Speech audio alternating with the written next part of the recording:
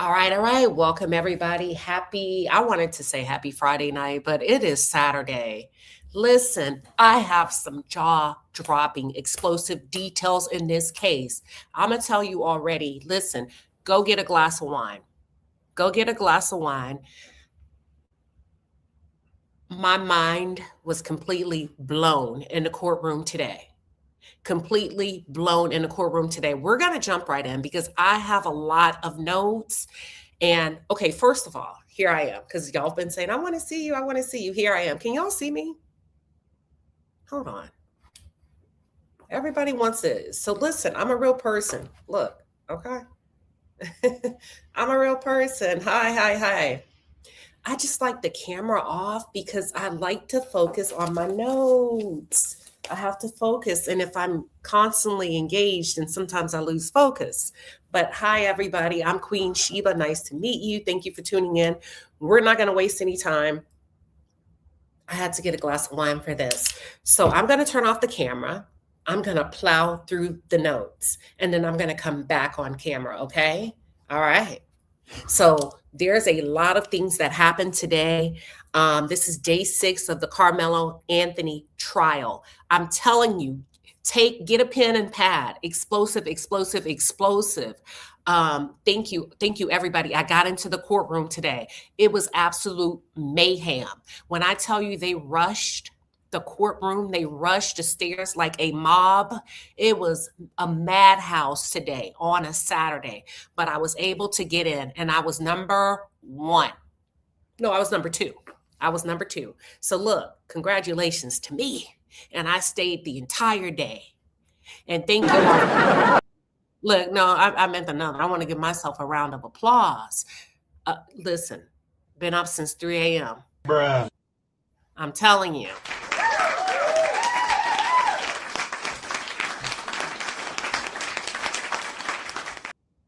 All right, I'm going to plow through day 6 of the Karmelo Anthony trial. Part of the reason I have to be honest with you is because we really don't get a chance to eat. So I'm going to try to get some dinner tonight. And if not, I'll just make it do what it do. But I did not want to skip tonight giving you an update. This is what I wrote down. Oh, I met, not intentionally, but I was able to lay eyes on and speak to some of Austin Metcalf's friends this morning who attended the trial. Seemed like really good kids, okay? The kids that go to high school. I just wanted to say that. I don't want to say too much, but they were very mannerable. Yes, ma'am. No, ma'am. And I was able to meet them at by the vending machines. All right. So this is what Karmelo Anthony was wearing today. He had on a charcoal gray suit with a white shirt and a gray and white tie. Why do I tell you that? Because I want to create a courtroom experience. You're not in a courtroom. I am. And a part of me covering the trial is to give you a bird's eye view. So the state continued, and we're moving really quick. The state called their first witness to the stand, which was a 17-year-old male. Okay. He was 16 at the time of the incident, and he's scheduled to graduate with class 2027. His mom was in the courtroom. He shared a little bit of information. He is a wide receiver. He runs the 110 and 300-meter hurdles for Memorial.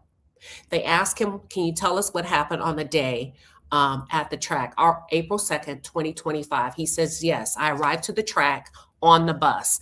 Is my audio coming through good? Before I get into the details, we're good? Is the audio coming in? And then moderators, I need you to abandon the hellos. Is the audio coming in good? We good? We good? Give me a 1. Okay, good. Thank you. All right. He arrived. He testifies under oath that he arrived on the bus. They located a spot to set up the tent, and he was a little bit further behind some of the other boys. The state begins to ask him, do you know that you're not supposed to bring weapons? He said, yes, sir. He said, was there bad weather that day? They say not on arrival, but it was bad weather on and off. He said, let me ask you a question. Approximately 10 minutes before 10 a.m., where were you? He said, I was in a tent. I was just kind of looking around to find somebody to talk to. He said, what was everybody else doing? He said, some people were on their phone. Well, he said, what was everybody else doing? Were there other kids on their phone? Yes. What happened next? He said, I saw someone I didn't know. Give me a second. I saw someone I didn't know. He said, and I asked a few people on the team, do you know this guy? And they said, well, why did you ask him that? He said, because he had on no school gear. He wasn't wearing any school gear. And he said, well, if he was an athlete, it would be okay, right? For him to be under the tent to come sit down and talk. And he said, yeah. He said, but because you don't know who he is,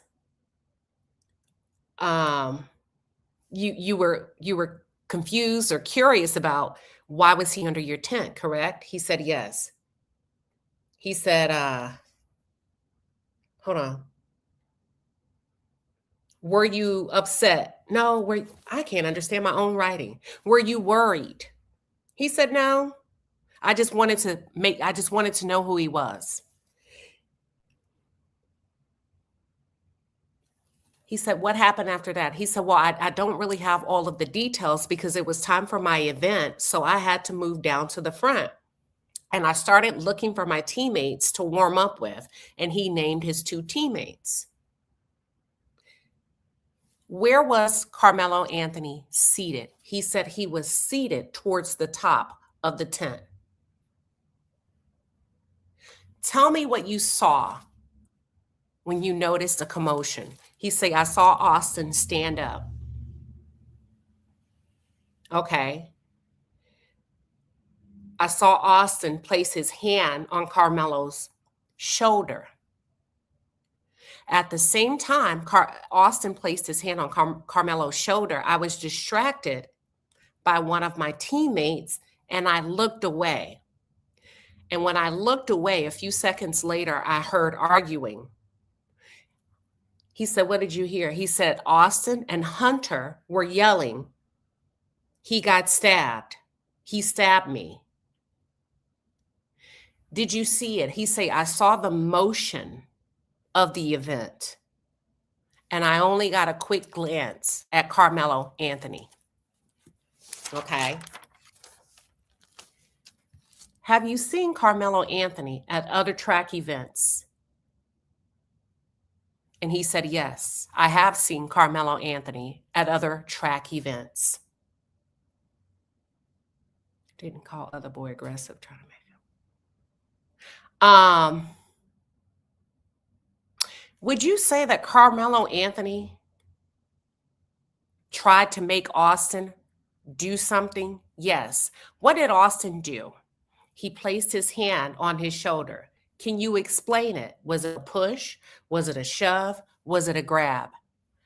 Austin grabbed Karmelo. Which came first with the physical contact? Was it Austin? Who made the first move? He said Austin made the first move. Were you surprised by the stabbing? Yes.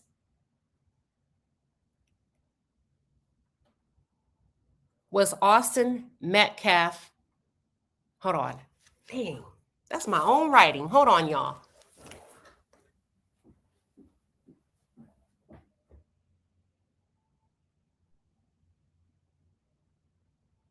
Oh, I got it. Prior to the stabbing, do you know if Austin Metcalf was angry or got angry? I'm not sure. Was Karmelo Anthony angry? No, but he looked suspicious. I made a note that while this witness was testifying, he kept looking at he would take a few glances at Karmelo Anthony. So the state says, describe what happened next. He said, Karmelo ran to the right. Hunter tried to grab him. I panicked and I took off running. As Austin Metcalf removed his clothes, I saw his chest and I was scared and I ran. Why did you run? Because I was scared of being stabbed. What happened then? Well, as I was running, I ran into the police. Did you tell them what happened? Yes. Did you stop running when you saw the police? Yes. Because you felt safe then, correct? Yes. Then what happened? So the 17-year-old continued to testify that Hunter, at this time after the stabbing, was next to Austin. Hunter initially attempted to chase Karmelo, but he quickly returned to Austin. He said at this point, the teachers and the trainers were around Austin, clearing the space around Austin, and they made all of the students stay back. So he was only allowed to watch from afar, and all of their backpacks were left in the tent. He said, your mother shared that you've received some counseling. Have you received counseling because of this incident? He said, yeah. As best as you understand what self-defense is, was this self-defense? He said no, because he used lethal force against non-lethal force. They passed the witness to the defense, and at this time, the defense cross-examines. They talked about the incident. He said, where'd you go, Buzz? Okay, so after the incident, where did you go? He said, I went to the bus. And then what happened? Well, I was interviewed by a detective. Do you know how long Karmelo Anthony was under the tent? No. But you told the detective you knew him before. Yes, sir. You told the detective that Karmelo Anthony has been in the memorial tent before at previous track meets. No, I didn't say that to the detective. Okay. Well, let me refresh your memory. I have the transcripts from your interview with the detective. So the defense approaches the witness and shows him his account of events, what he shared to the detective. The witness reads that, and at the time, I made a note that the Asian lady in the juror began to consult with another juror at that time. I think what happened, well, I don't think. I made a note at this point. I wrote, oh, the defense has established that Karmelo Anthony either knew or had a relationship with someone. Because the next question was, you told the detective that you said that Karmelo Anthony was talking to other athletes in the tent, correct? No, not talking. He was just trying to talk. He said, so Karmelo Anthony was just trying to talk to somebody. Yes. So what they do, just stare at each other? So what was they doing? Well, the Eddie that he was talking to wasn't looking at Karmelo. He was just shaking his head. So what did Karmelo say? He said about 3 words. Well, what happened the other time when Karmelo was in your tent? He maybe said hi. Okay. So what happened next? You said Karmelo was trying to talk to students. Yes. But the meet previous to this meet, was he under the tent talking to other students? I'm not sure. You had a track meet 10 days before this meet, correct? Yes.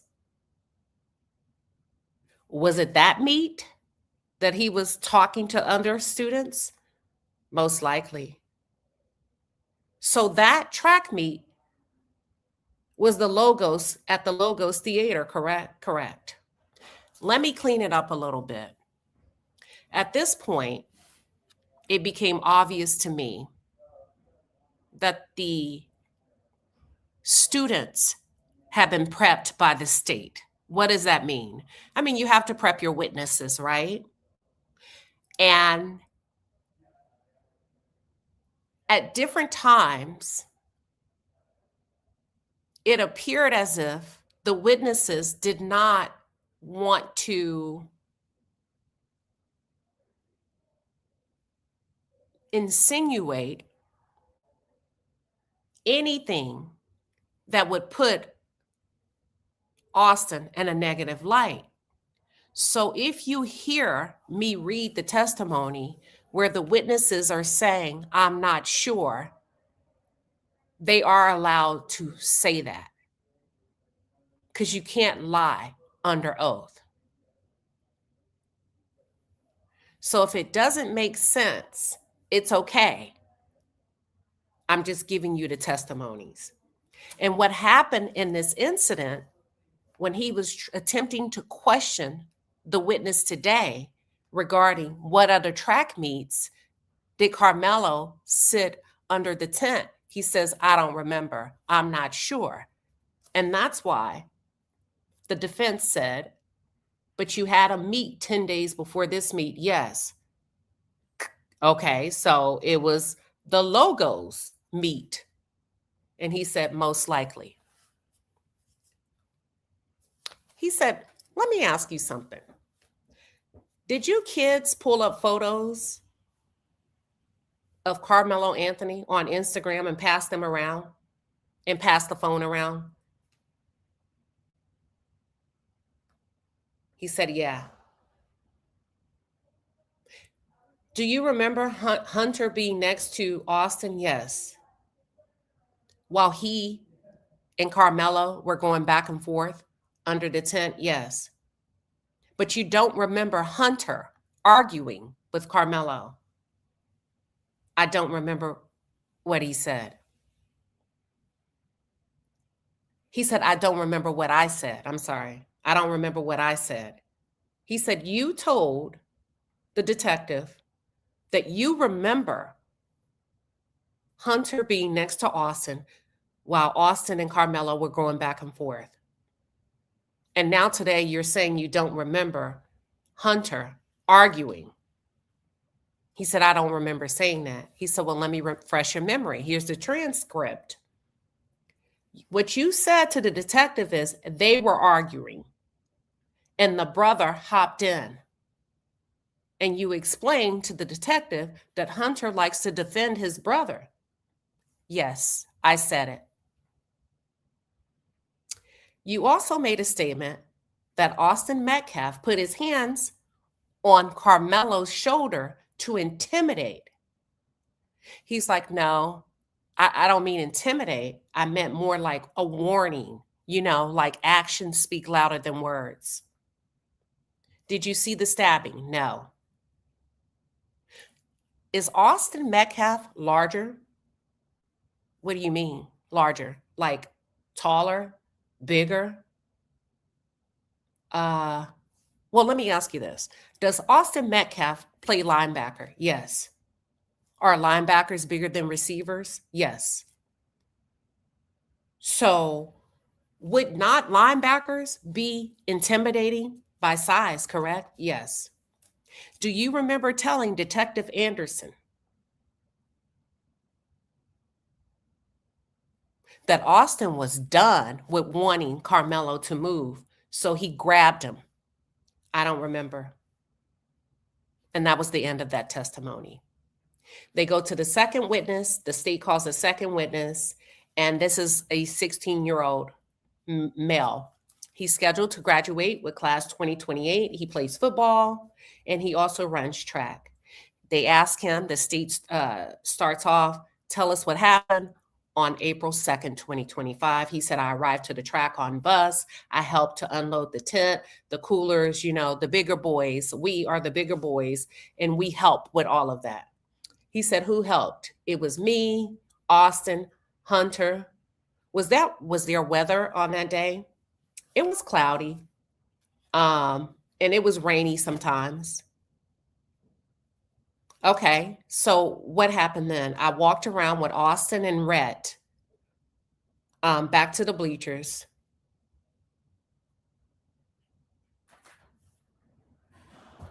Hi. Hold on, y'all. Give me 1 second. Is this from downstairs?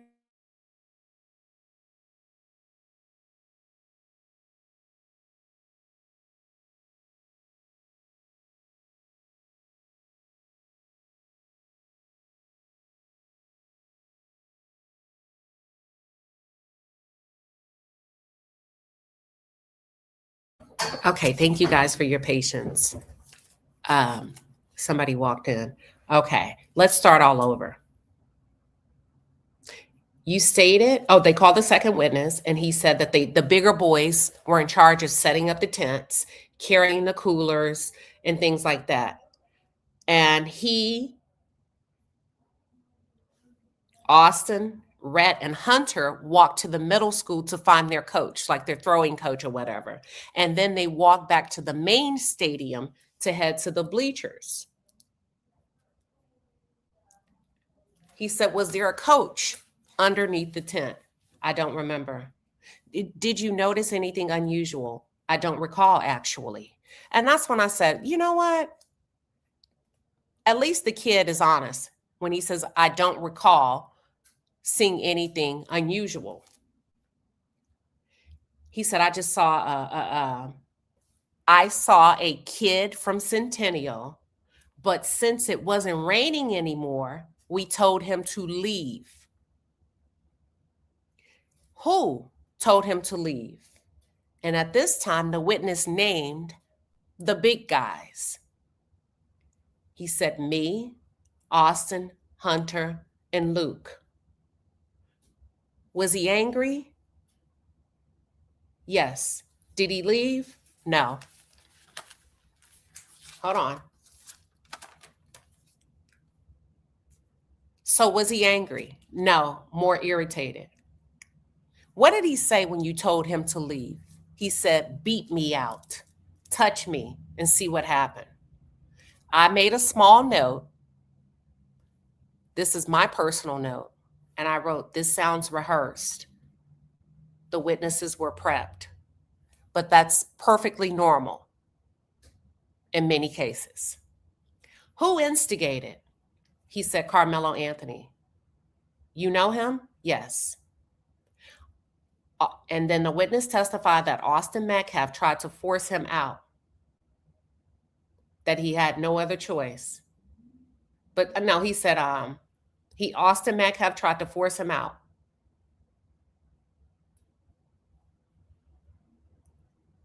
And after that, Karmelo stabbed Anthony. Was Austin angry? No. Was Karmelo angry during the back and forth? I don't know. Did you really think that Karmelo had a weapon? We're not supposed to have weapons at school events. Did Austin shove Karmelo really hard? No. Did Austin become frustrated? Yes. Why? Because he wanted Karmelo to leave. So what happened after that? The stabbing. Did you see it? No. Because I was looking toward the field.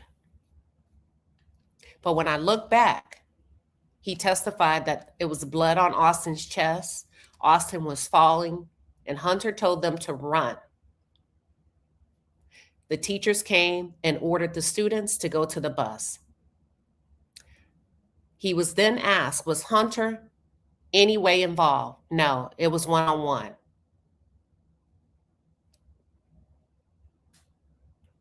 And then he said,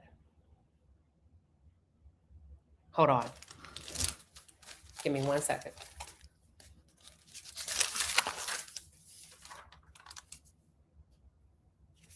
That Hunter was seated next to him.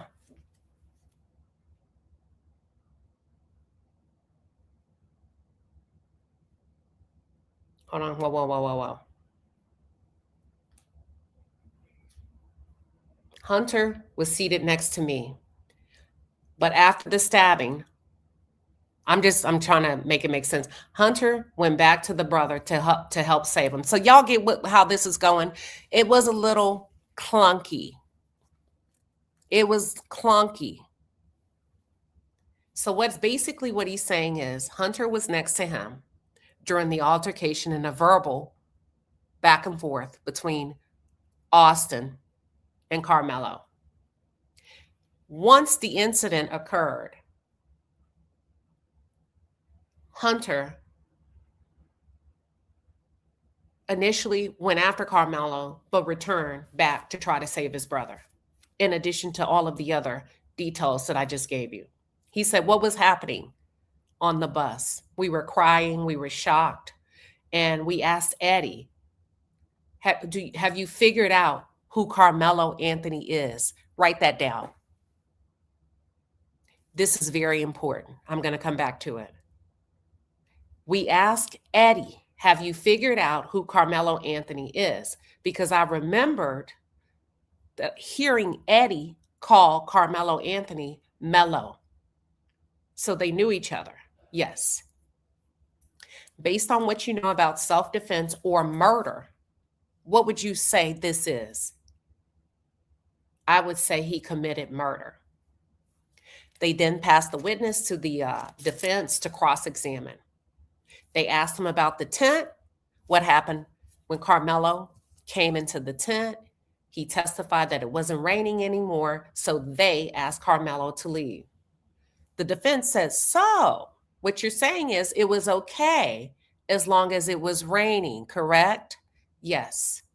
But leave after it stops raining, correct? Yes. Who did Karmelo sit next to? I'm not sure. Was it behind you? Yes. Was it toward the edge of the bleacher? Yes.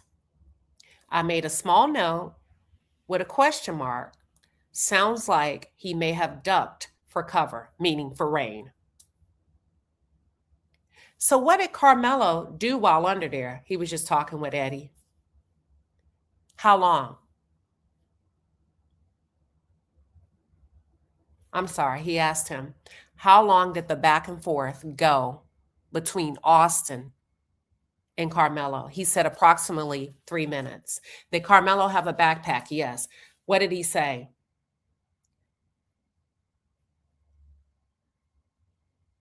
I don't know, just something.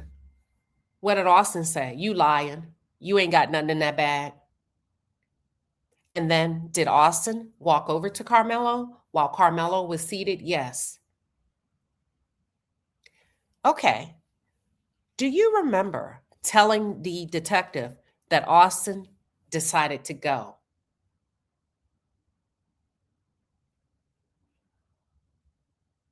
And I do believe he said, I'm not sure. He said, did Karmelo use one hand or both hands to remove, I'm sorry, did Austin use one or both hands to remove Karmelo from the tent? Both hands. How much does Karmelo weigh? Not a lot. Did Austin push Karmelo's body? I'm not sure. Okay.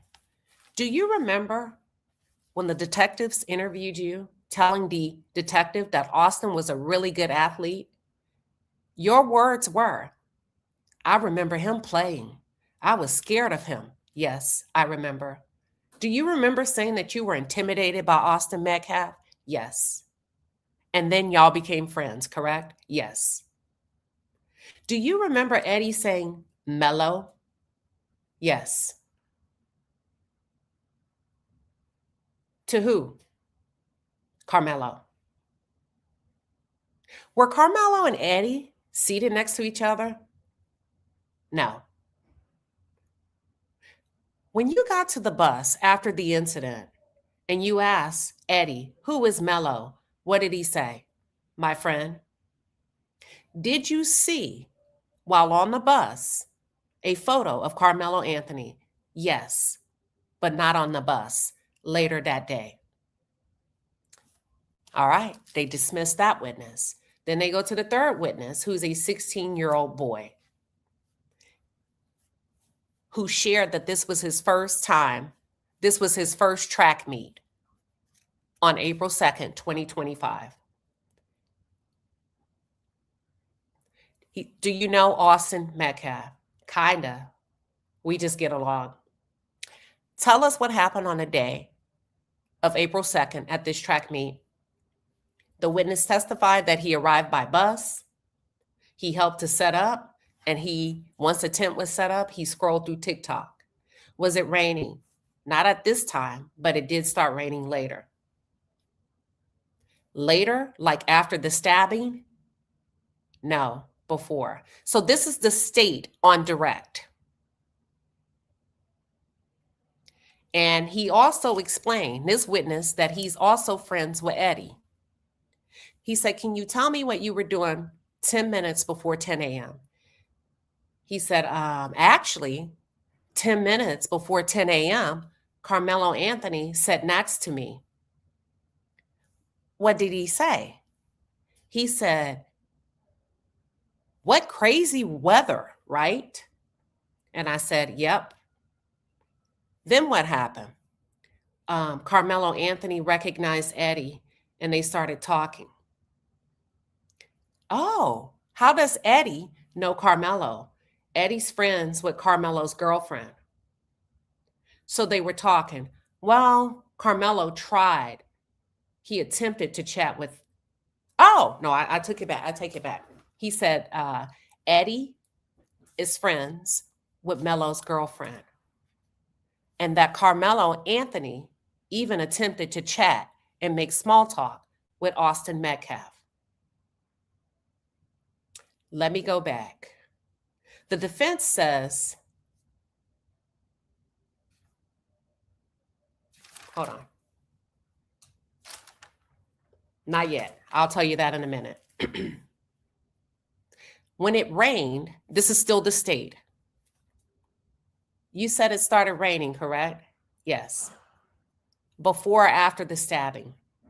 Before. How do you know Eddie? I'm friends with Eddie. I feel like I'm repeating myself. So then he said 10 minutes before, Karmelo came in, and Karmelo said, what crazy weather, huh? He said, yep. Karmelo recognized Eddie. They started talking. Did Karmelo sit under your tent or on the edge of your tent? He sat on the edge of the tent. Do you know Paul? Yes. What did Paul say? Paul said, who is this guy? What did Karmelo say when Paul said, who is this guy? Karmelo says, I'm a nobody. Okay. Was he angry when he said it? No. But it's kind of like disrespectful. Okay. What happened after Karmelo said, I'm a nobody? Paul says, since you're a nobody, get out. What did Karmelo say? Karmelo said, I'm not leaving. Fuck you. At this time, who's involved? He said Paul and some other guys, but not Austin and not Hunter. Then what happened? Karmelo became more aggressive. Okay. And then what? They said leave. What did he say? He said, fuck y'all. I'm not leaving. Y'all are a bunch of pussies. You're not going to do anything. Were you scared? No. And then what happened? Austin stepped in to take the lead. What did he say? Bro, just leave. We don't want you here. And then what happened? Karmelo reached for his backpack. What did he do with it? He put it on his lap. And he had his hand in his backpack. And then what he said? He said, touch me and see what happened 5 times. And what did Austin say? He said, I'm not going to fight you 5 times.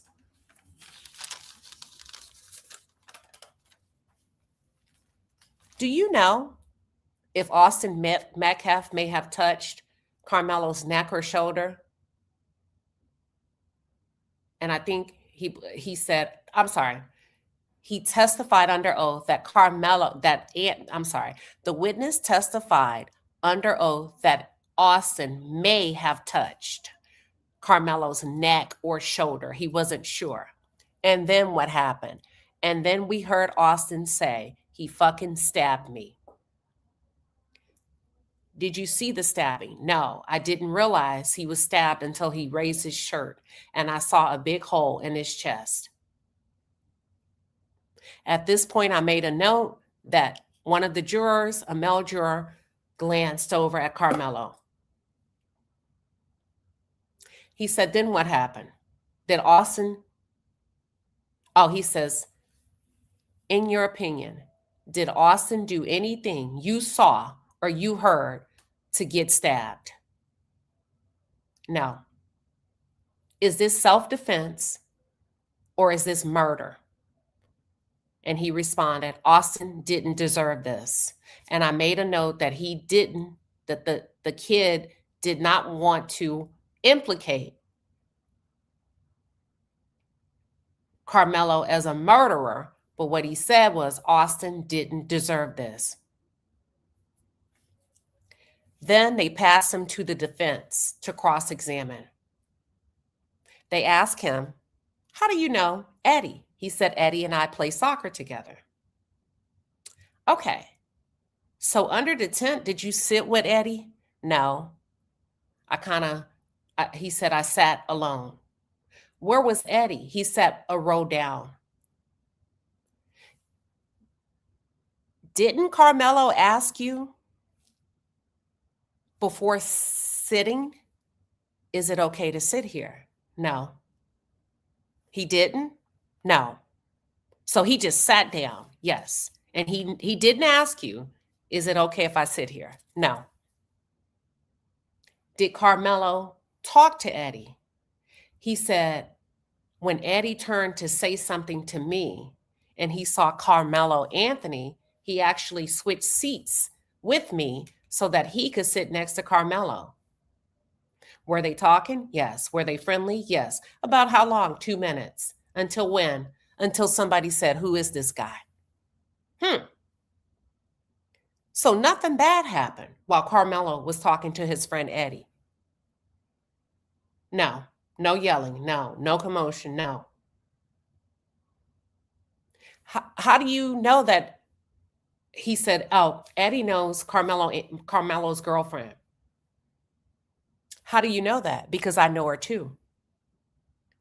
During the commotion, did Eddie say, I know him? When the big guys were asking, who is this guy? At any time, did Eddie say, hey guys, that's my friend? No. How did Karmelo say, I'm a nobody? Did he use tone? No. But we just thought it was disrespectful. Did you tell the detective about Karmelo's comment? I'm a nobody? I don't remember. Where was Austin seated? He was seated one seat below. Did he step up to remove Karmelo? I don't remember. You don't remember? No. Do you remember how he touched Karmelo? No. Do you remember in what manner he touched Karmelo? No. They dismissed the witness. Then they called what I would say a key witness to testify about what happened. And this is still the state's witness on April 2nd, 2025. All right. According to the key witness, this was his third year, last year, running track. And they asked him if he knew Austin and Hunter. And he said yes. He described his relationship as being very close to Austin, to which the state said, oh, you're unique because you're the common denominator. How do you know Karmelo? He said, Karmelo is the ex-boyfriend of a family friend. Her parents and my parents were friends. He said, are you and Karmelo? Or were you and Karmelo friends? Nope. He was just someone I knew. Did y'all dap it out every now and then? Yep. But you were friends with Austin, correct? Yes. Good friends, correct? Yes. Like a brother. He felt like a brother to you, correct? Yes. Have you spoken with Karmelo since the murder? No.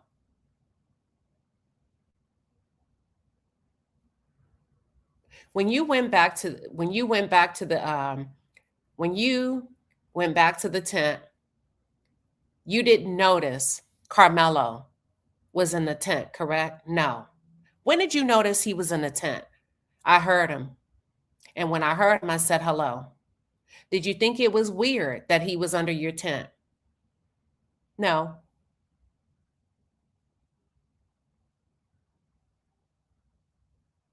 Hold on.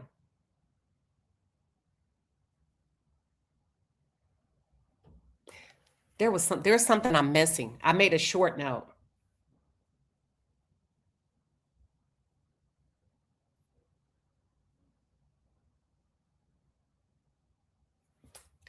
What did Austin say? Austin asked Karmelo, who are you? Why are you here? Were Austin and Karmelo going back and forth? Yes. What was Carmelo's mood? He was irritated. Why? He was mad because he was asked to leave. What did he say? I don't remember the words. Would you say he's reacted differently than he has, or what you have known him to respond in the past? Yes. What did he say? You're going to have to make me move. Move me. And then what did he say? Karmelo told Austin, you're a bitch. And then Austin called Karmelo a bitch. Was Austin getting mad? Yeah, he was. Well, no, he was frustrated. He was just defending us. Did Karmelo reach for his backpack? Yes, he was reaching for his backpack. Was he trying to provoke? Yes. Did he invite Austin to touch him? Yes. Let me go back to something. You said, and I want to be clear, that I didn't give you this word, that this was your own word. You used the word provoke on your own, correct? Yes.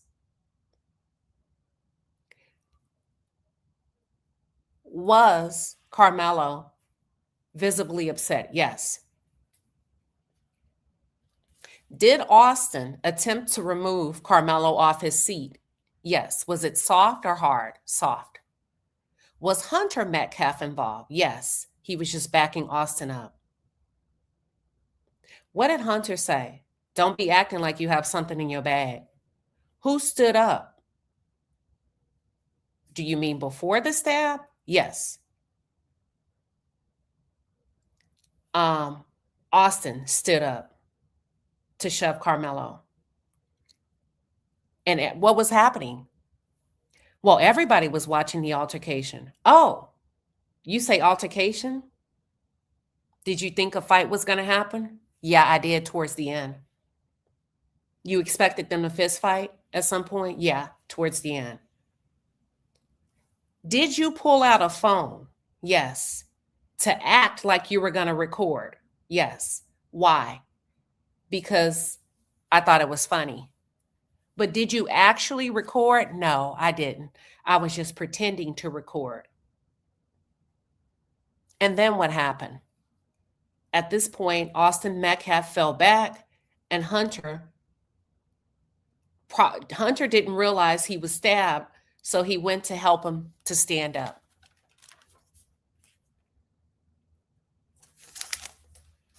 And he tried to help Austin stand up. And when he realized Austin was stabbed, he ran to get a coach, and then he ran back.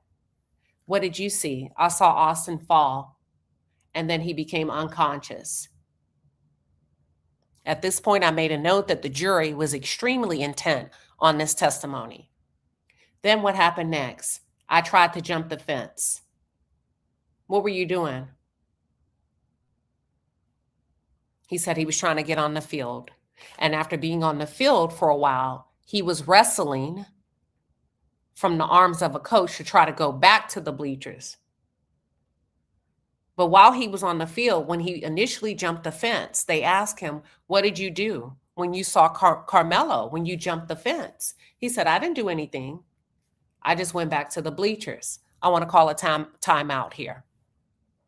Do you remember on the first day when Vince Hooper took the stand? He's a head coach for Heritage High School, and he testified under oath that Eddie became visibly upset and ran to the field after Austin Metcalf was stabbed, and he was yelling, I'm going to kill him. I'm going to kill him. And they had to restrain Eddie. Do y'all remember that? The first day of testimony. The state is clarifying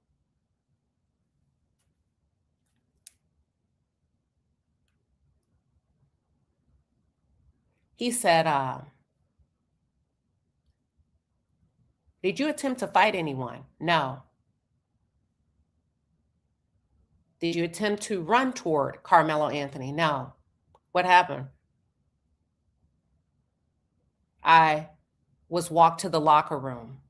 What happened in the locker room? I spoke with the detective. I spoke with the trauma specialist. And then what did you do when you got back on the bus? I watched Snapchat. Did you send a text to another student? Yes. Who? Alyssa. What did you say to Alyssa? I said Austin got stabbed.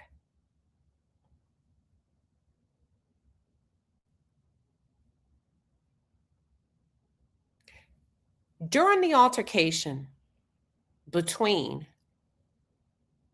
Austin and Karmelo, you said something sarcastic, correct? Yes. Jose asked you, do you think he got something? And you said, yeah. Now you wish you hadn't said that, correct? Yes. Do you regret pretending to record the altercation? Yeah. Do you think this has anything to do with race? No. Do you think this has anything to do with self-defense? No. Did Austin want to fight that day? No. Who was in the right? Austin. Who was in the wrong? Karmelo. Whose fault was the stabbing? I don't know. They passed the witness to the defense. The defense says, do you remember your second interview being recorded with the detective? Yes. Did you watch it? Not all of it. You didn't watch it all? No. You didn't watch all of your interview with the detective. Wait, which one? There was 2 of them. Oh, yeah. I watched the long one, but not the short one. But not the first one. When did you watch the long one? I watched it 1 week ago. So you watched, yes. Have you talked with anybody about this case? No. Nobody? No. I mean, I talked to some other kids, but I didn't go into detail. Were you close to Austin?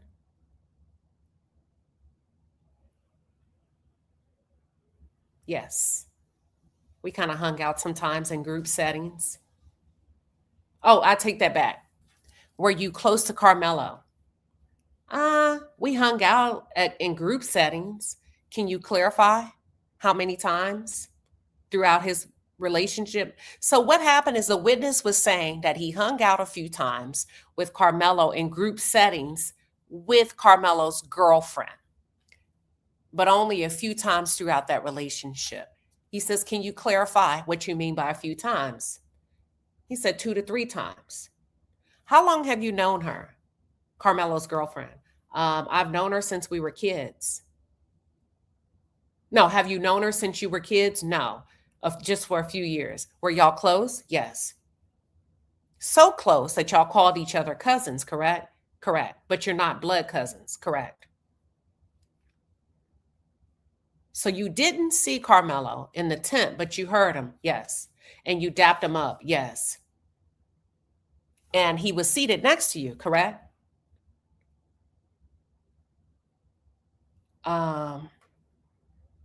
He said, yes. Do you remember seeing, and he asked about another witness. No, I don't remember seeing him. They asked him if he remembers seeing the witness that testified that he switched seats with him.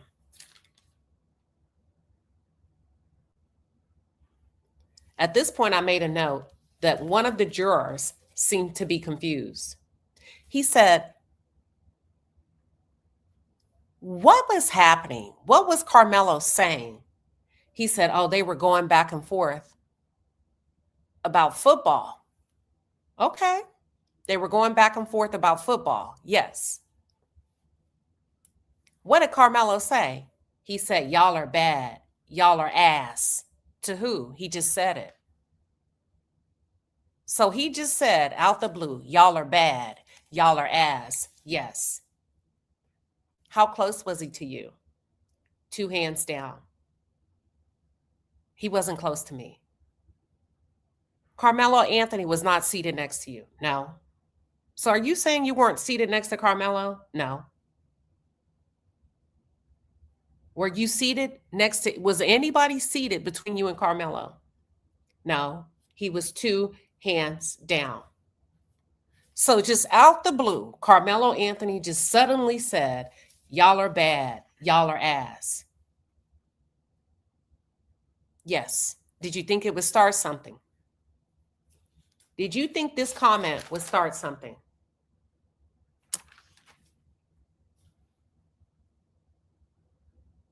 No. Then they asked him more questions. And then they came back to ask him, do you remember switching seats to sit next to Karmelo? Yes. But you weren't next to him, correct? But you told the detective in your interview that you were. Yeah, I said I was next to him. I did say that, but I wasn't right next to him.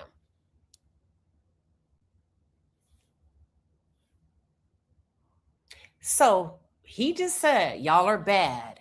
Y'all are ass. And that got them mad. Yes. And when you heard him say, y'all are bad, y'all are ass, you got up and dapped him up. Yes. And switched seats to sit by him. Yes. How often did you and Karmelo hang out? Only a few times. But only when his girlfriend was around. Because I knew her. Who yelled, who is this guy? Paul. So at this point, the judge stops and excuses everybody to go to lunch. I made a note. It appeared as if the kids were going back and forth about football and some other stuff. It also appears that Karmelo pissed them off by talking bad about how crappy they were, how bad they were, their football team during the season. Y'all were bad. Y'all are ass. And the reason I was able to connect the dots and make it make sense for me, because some of the testimony was just spotty, is because I take detailed notes, and I was able to go back to day 1 when Coach Rob Starr testified, who's a head track coach and also a football coach, and he trains linebackers, and he's worked with Austin for a year and worked with Hunter for 2 years. I remember him testifying under oath that he told Austin that he had a crappy season.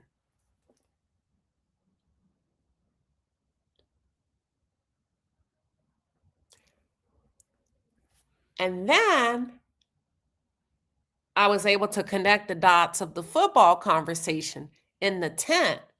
Y'all are bad. Y'all are ass.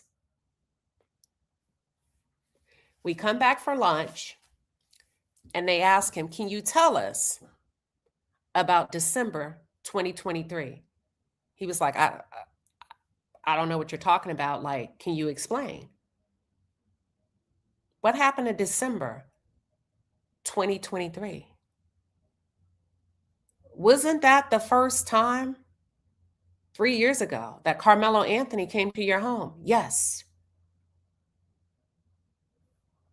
Weren't you all also tweeting each other on social media? Yes. What happened December 18th of 2023? I'm not sure. Didn't you text Karmelo and say we should do a 2-man? Yes. What is a 2-man? Isn't that a double date? Yes. So you wanted Karmelo and his girlfriend to come with you and your girlfriend now on a date. No, that was a different girl. Okay. What happened December 19th of 2023? The following day. Do you remember what you text Karmelo? Do you recall texting Karmelo to do another 2-man for you two to take your girlfriends to the soccer game? Yes. And you went to Memorial Stadium, correct, that day? Yes. Do you remember December 27th? Yes. Do you recall your grandmother's 50th birthday party? Yes. Do you remember inviting Karmelo Anthony to attend? I'm sorry. I take that back. It was his grandmother. No, I'm getting ahead of myself. I'm sorry. Oh, I'm sorry. I'm on another note. Okay, December 27th. Do you remember attending a 50th birthday party of Karmelo Anthony's girlfriend? Yes. And you and Karmelo hung out at this party. You both were there, correct? We were both there. I wouldn't say we hung out. Okay. So then they introduced 3 exhibits. One, 2, 3. They introduced 3 exhibits. They showed an exhibit of the girlfriend, the witness, the girlfriend's mother, the girlfriend's brother, and Karmelo's girlfriend's father. They also showed another photo of the witness and Karmelo Anthony being silly on the couch, making faces. They showed a third photo of Karmelo Anthony with his girlfriend's mom. He said, do you remember that? Yes. Shortly after this party, do you remember texting Karmelo Anthony to invite him to your family night for basketball? He's like, I mean, it was something we were doing, but I wouldn't necessarily say family night. But you texted him where to show up. Didn't you give him the details of where to come to? Yes. He said it was just a family day of basketball. They introduced another exhibit and they show Karmelo Anthony in the photo with the witnesses, family, and friends. In the photo, Karmelo is the only Black person. And I don't know the race of the witness, to be honest. Do you remember having a backyard marshmallow toast camp party on January 5th, 2024? Yes. Do you remember inviting Karmelo Anthony. And he said, I do believe the witness explained that's because the girlfriend would attend. So they introduced photos number 5, 6, and 7. Photo number 5 is a photo of the girlfriend. Photo number 6 was a photo of Karmelo Anthony and his girlfriend. And photo number 7 was the kids, like they had their marshmallows on a stick and they were all putting their marshmallows together, touching in the fire pit. Is it true that Karmelo Anthony spent a lot of time at your home? Yes. He also attended your grandmother's birthday party on January 30th, correct? Yes. And you invited him, correct? Yes.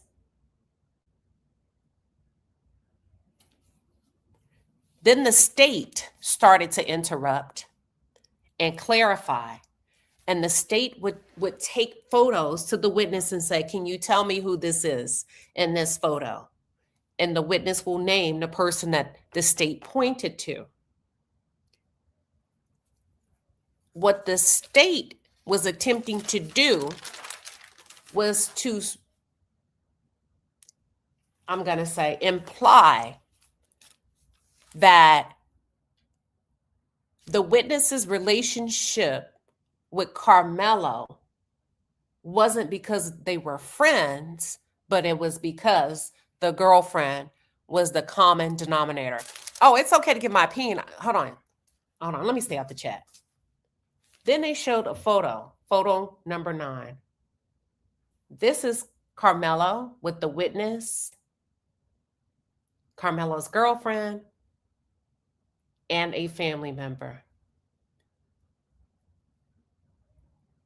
The defense goes on to say, do you remember you and Karmelo being in your room while you were playing your video game and Karmelo was playing the guitar? No. Do you remember now? As he showed the photo to the witness. Yes, I remember now. And the photo that he introduced into evidence was actually a cute photo of 2 kids being silly. The witness was playing his video game and Karmelo was playing a guitar in the background. Karmelo's girlfriend, her parents come to your house a lot, correct? Yeah. Would you say regularly in 2024? The state jumps up and says, objection, Your Honor. Sustained.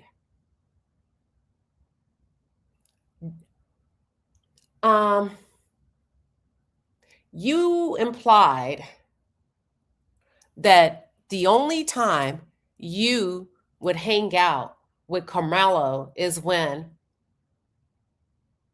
his girlfriend was around, correct? He said, but he was never, correct? You said he was never at your house, correct? Well, I mean, he was there sometimes. How often? I don't know, maybe twice a month. Are you still telling this jury that you don't know Karmelo Anthony? Not personally. I know him, but not personally. So would it be a surprise to you that he would be in your tent? No, sir. 10 days before this track meet, were you and Karmelo Anthony not hanging out at the previous track meet? No, I'm not. Was there a track meet 10 days before April 2nd? Yes. Where? I'm not sure. Okay. Where were you? On the field? Were you on the field with Karmelo Anthony? I mean, if so, I was warming up. Did you have a long conversation with Karmelo Anthony at this particular track meet? I don't remember. Your Honor, I would like to introduce a photo for educational purposes. He puts a photo up. He said, is this you and Karmelo Anthony? Yes. Y'all, not only was it him and Karmelo Anthony, they are two peas in a pod. They show a photo that's been extracted from video surveillance 10 days prior to April 2nd. He and Karmelo are sitting on a bench on the field, laughing and talking. And he has on his track jersey with his school logo, and Karmelo has his on. This gave a strong indication that not only were they friends, they were very close friends. Let's continue.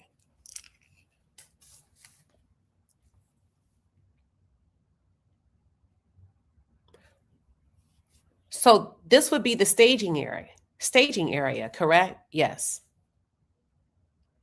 And what the defense implied is that Karmelo and the witness would always look for each other or sit next to each other at track meets. Has Karmelo Anthony ever been disrespectful to you and your family? No. I mean, not when I'm around. Okay, let's just talk about when you're around. No. Was he ever out of line? No. Misbehaved? No. Act out of character? No. Okay. I want to go back to something. I want to clarify. So you're saying that you were seated next to Karmelo on April 2nd, but he was 2 hands away. Yes. But there was a space between the two of you. Yes. And for just out the blue, Karmelo says, y'all bad, y'all ass. And that's when you noticed him. Yes. So he's in your tent and has the audacity to insult your team. Yes. And you still dapped him up? Yes. When Paul asked, who is this guy? Did you speak up? No. You didn't think to say, hey guys, this is my friend. No. Why? Because I wasn't paying attention. You never spoke up. No. Why? I didn't feel like I needed to. As things begin to escalate, you didn't think you needed to jump in to straighten things out? No. What did Karmelo say to Austin? He called Austin a bitch. Do you remember before Karmelo called Austin a bitch? Do you remember Austin saying, I'ma whoop your bitch ass? Yes. And then what did Karmelo say? Show me I'm a bitch. And then what did he say after that? Well, he just put his hand in his backpack.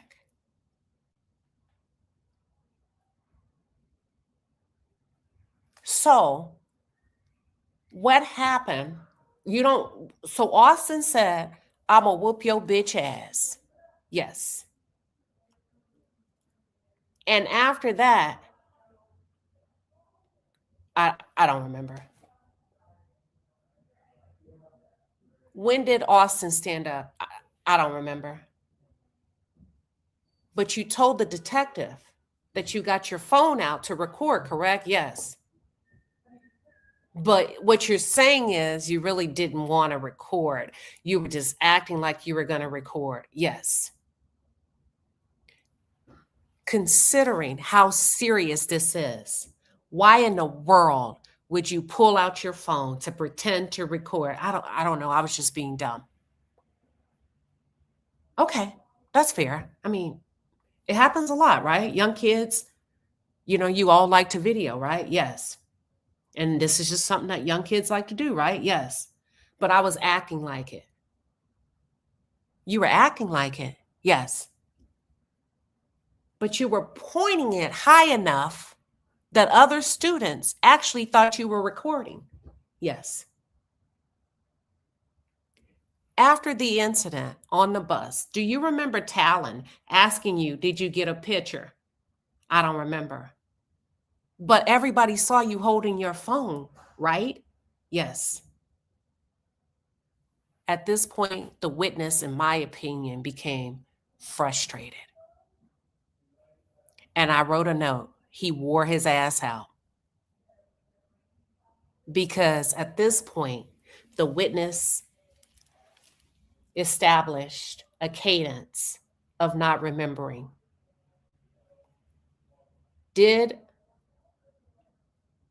How did Austin get to Karmelo? He stood up.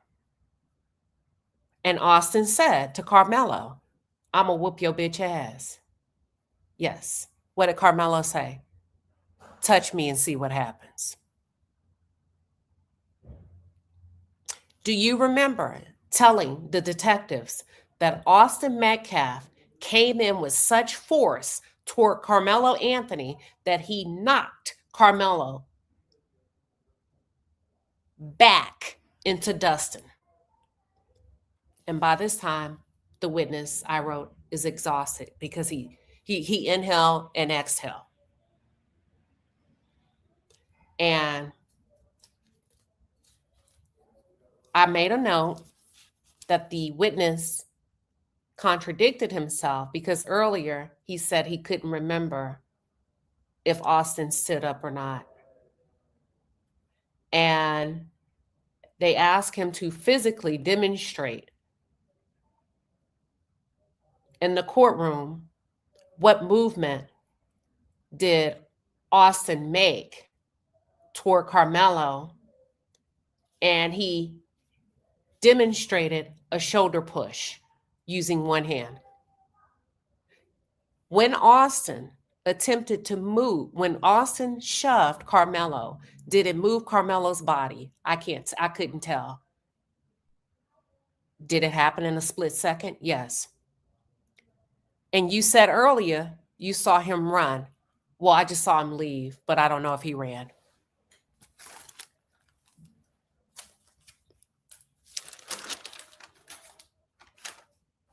At this point, the judge interrupted the cross-examination and he asked to speak with the counsel at the bench. Child, let me take a glass of wine. Let's sip on my wine. When the detective interviewed you, did he take your phone or did he tell you he was going to take your phone? He took it. But did he tell you he was going to take it or did he just take it? He took it. What did he tell you was going to happen? Did he say he was going to download a video? Did he say no, he just said he was just going to look at my recently deleted and through my photos. But he took my phone 2 times. And that was the end of that witness's testimony. Now, there was another witness. He's 16. I'm going to breeze through his because he really couldn't give a lot of information. He said he had his headphones on. And by the time he realized that something was happening, he heard people telling a random guy to get out. And his words were, we were telling him to get out. He said, how did he react to that? He said he was just being stubborn. He didn't want to move. And then what happened? Well, then he picked up his backpack and he stabbed Austin. Did you see him stab him? No. What did you think when he reached for his backpack? He was just being a tough guy. At this time, before the stabbing, did Austin seem upset? No. Did Karmelo seem upset? No. Okay. What happened? He said, I turned back around, and only to turn back after hearing Austin scream, he stabbed me. What did you do? I ran. What did everybody else do? They ran too. Why did you run? I ran because I was scared he had a knife. Was Coach Starr there? No, he came back later.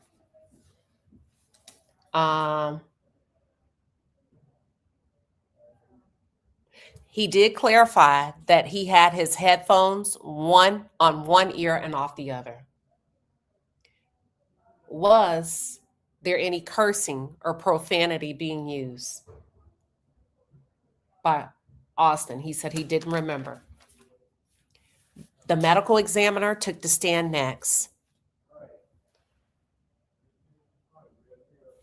and her name is Dr. Ventura.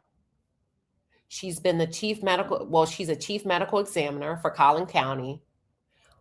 She's been a medical examiner in the industry for 12 years, but she's worked for Collin County for 2 years as their chief medical examiner. And she has a BS from UT Arlington. She was a med student in San Antonio, and she took up her residency in Dallas. Her specialty is forensic. She performs autopsy, and she also has a specialty in atomic pathology. She said that when someone dies in Collin County, one of her investigators will take the call. The bodies are assigned a unique ID, and that ID will follow the body from the hospital to the morgue. She said the examination happens in 2 phases, internally and externally. This was a suspected homicide.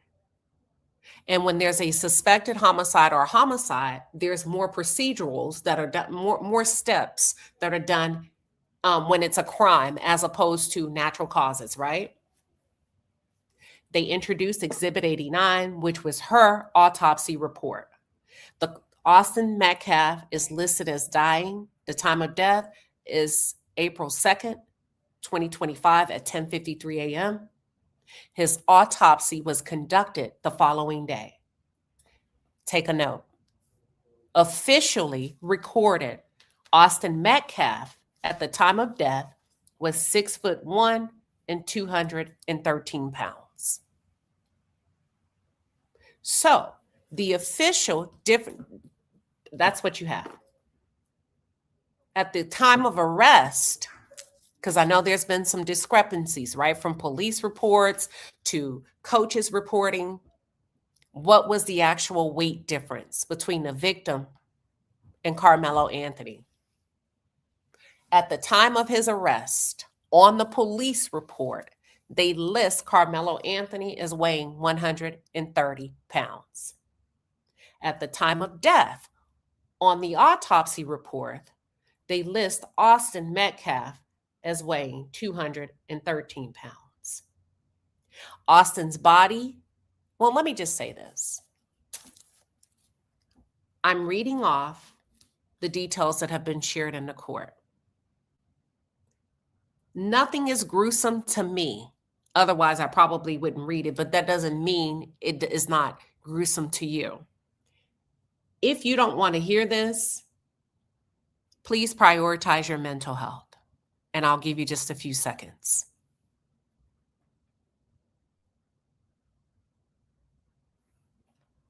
All right. Once Austin was pronounced dead in the hospital, the medical examiner received his body.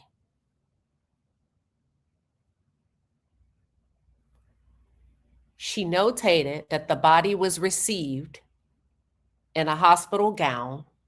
His hands and feet were bagged. His stature was classified as well-nourished. There was a tube in the mouth, or she used a medical term. His vascular access lines were present, external stab wound to chest, internal wound left side, perforated pericardial sac in the heart, penetrated the right ventricle of approximately 2.5 inches in length. She removed the heart from the body. The defect is listed as depth of wound. Oh, I'm sorry. She removed the heart from the body to, continue her autopsy. The wound was 19 inches from the head, and the wound was classified as gaping. And what she explained by gaping, that means that the lining of the fiber tissue was broken. And when the lining of fiber tissue is broken, it causes stress and tension of the skin to be pulled apart. According to the medical examiner, the right ventricle, the knife went through the heart wall. And They showed an exhibits 80 through 83, and according to the state, he directed the medical examiner to pull photos that were not gruesome, but that could be used in court. We were not able to see those photos. They were only shared with the jury. One of the photos was the right side of the heart versus the left side after removal to show I want to use the right word, the mark. The state asked her, is this type of wound survivable? Can you survive this type of wound? Anybody? She said, no, there's only one way to even survive this type of wound. You would have to be stabbed and already on the operation table with your chest already cut open for a surgeon to be able to administer patching you up and working on you immediately. They showed a knife to the medical examiner, the state did, and they asked her, in the state of Texas, is this considered a deadly weapon? To which she replied, yes. Is stabbing someone with a knife like this considered a dangerous act? She replied, yes. The witness was then handed off to the defense and cross-examined. And they asked her, you noted that the knife did not enter the body horizontal or vertically, correct? Correct. How did the knife enter the body? It entered the body at a slight angle.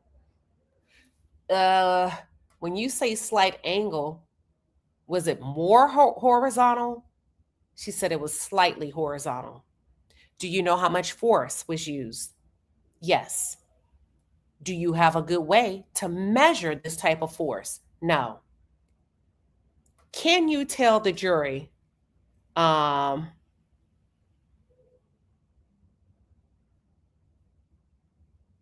type of force used? No.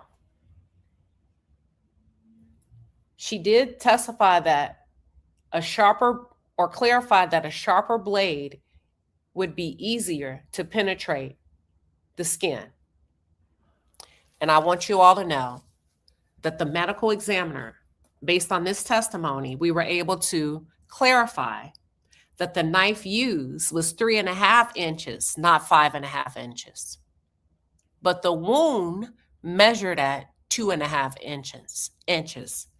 And the defense said, being that the wound was smaller than the measurement of the knife, this could mean a lot of scenarios, correct?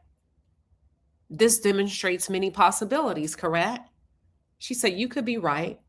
So that also, does this mean that maybe not a lot of force was used? She said it could be.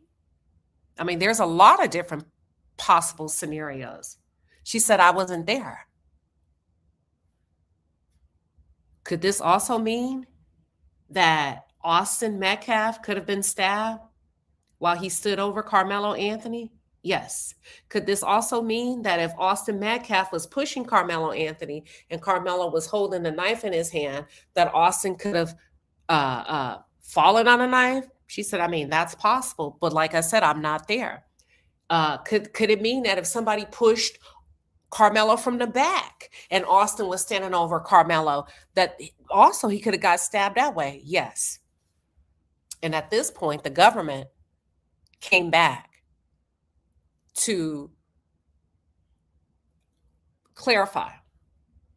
They said, the government, the defense have asked you all of these things about, could it be that Austin plunged himself on a knife, or that, he could have fallen on a knife? These are the kind of things we see on television, correct? Correct. You've seen these kind of things on television, correct? Correct. And basically the government was just like, we're not going to play that game. And they clarified and they cleaned it up.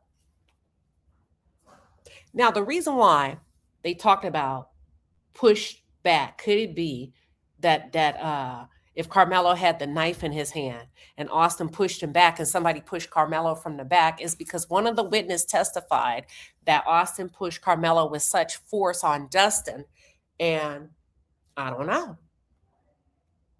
Did Dustin push Karmelo back? I don't know. But the medical examiner said, look, a lot of things could happen, but it's highly, she also stated that she wasn't there and she doesn't believe that's what happened. And they said, the defense asked the medical examiner, you said you classified this as a homicide, correct? Yes. Can you list the causes of death that you have to choose from? She said, yes. Natural, which is when somebody dies a natural death from maybe an internal disease. There's an accidental death where it's an external injury, and there's also suicide where it's self-inflicted. And then we have homicide where it's intentional actions of another, and then we have undetermined. That's where it's not enough evidence to determine. What the defense was able to do is say, listen, this is the only classification that she could have put the cause of death under. So they were trying to make that point with the jury.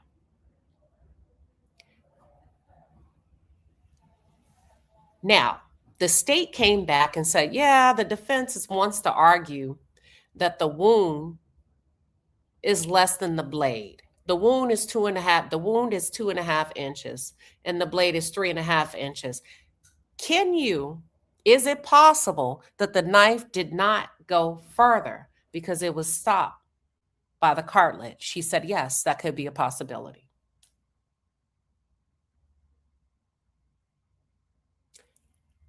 The state says, I have one more question. Typically, when you receive bodies that have been stabbed, yes. Sometimes you have victims that have defensive wounds, correct? Yes. And can you explain the difference between defensive wounds versus what we see here? She said, yes. Typically, a defensive wound is not as penetrating or gaping as what we see on Austin Metcalf. And usually it's because the victim, the DA say it's because the victims have their hands up, correct? And he demonstrated a surrender pose. She said, that's correct. She said, those cuts are a little bit longer. And he said, is it true that there were no defensive wounds on Austin Metcalf? Correct? Correct. And he turned to the jury and he said, because he didn't see it coming. And I said, whoo. And that's all I got. That's all I got. And the state now rests its case. That's it. That's it. That's all, folks. That's it. That's all. Take what you need, discard the rest. I filled up an entire notepad. And I skipped lunch for y'all. All right. Now.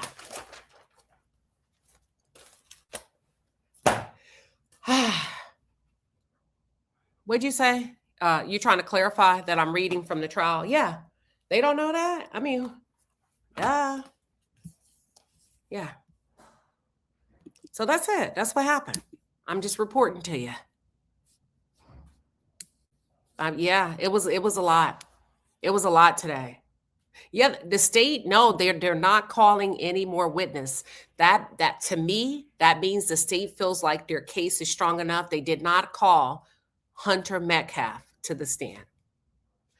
There was mixed reactions that the state has decided to rest their case today.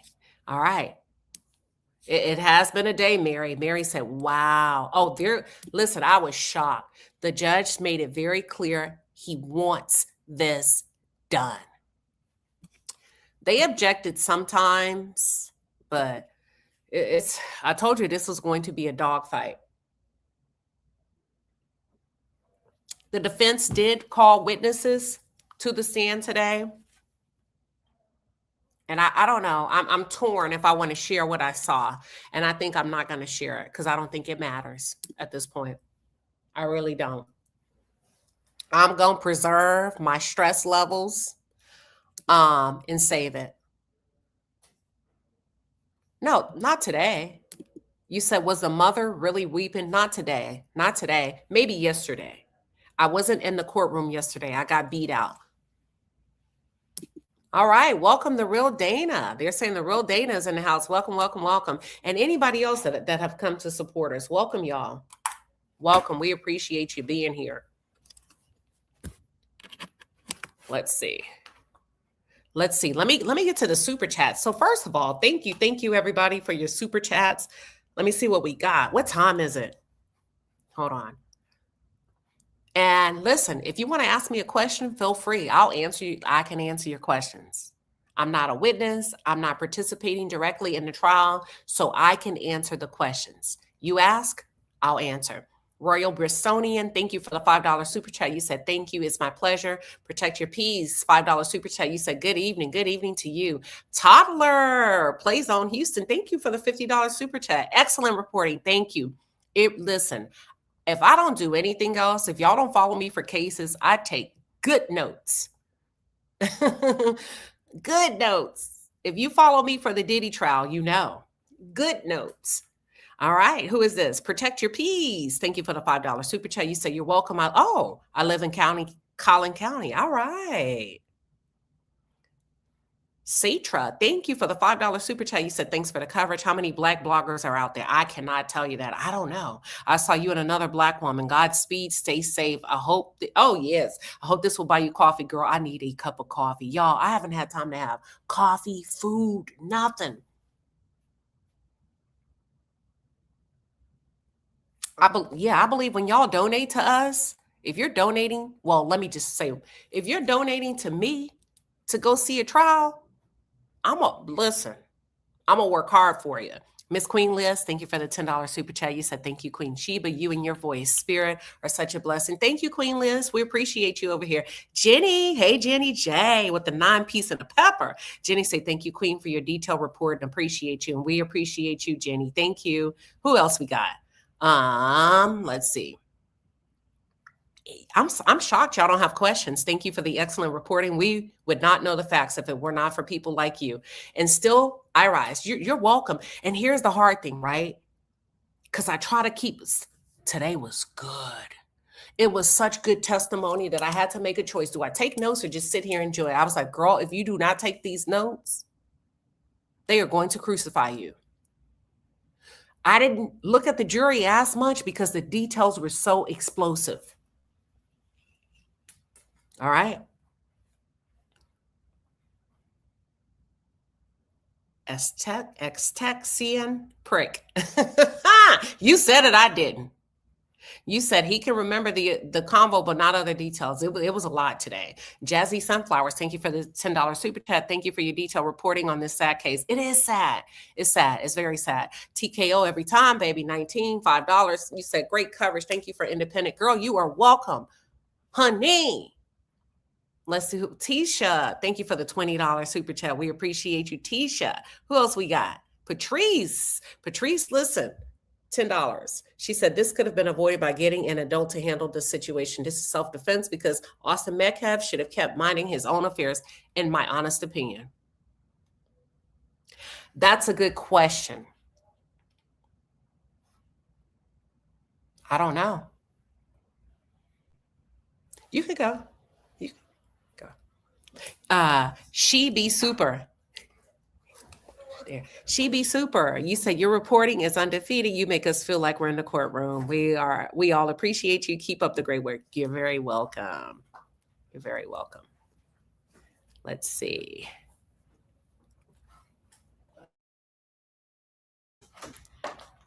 Official, that girl Henny. Hey, Henny, all the way from New York, honey. I think it's New York. Hey, Henny girl. Thank you for covering this case. Was happy you were on my timeline. Absolutely. Y'all are showing out. Y'all, we got some people in the house. Oh, wait a minute.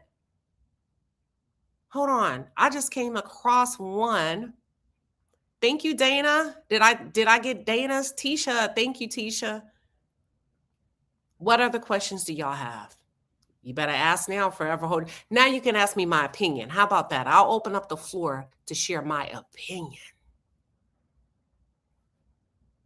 Let's see if we have anything about, and then we're out of here. Royal Bristolian, thank you again. Thank you. Let's see. Did y'all even, no, they don't listen. Come on, girl, this is YouTube. They don't listen. Thank you for veering this case. Let me tell you something. You say the state has a lying, I'm gonna just randomly go through. If I see a question, I may randomly pick one. What do I think the verdict is gonna be? That's a good one. Y'all really want me to answer that?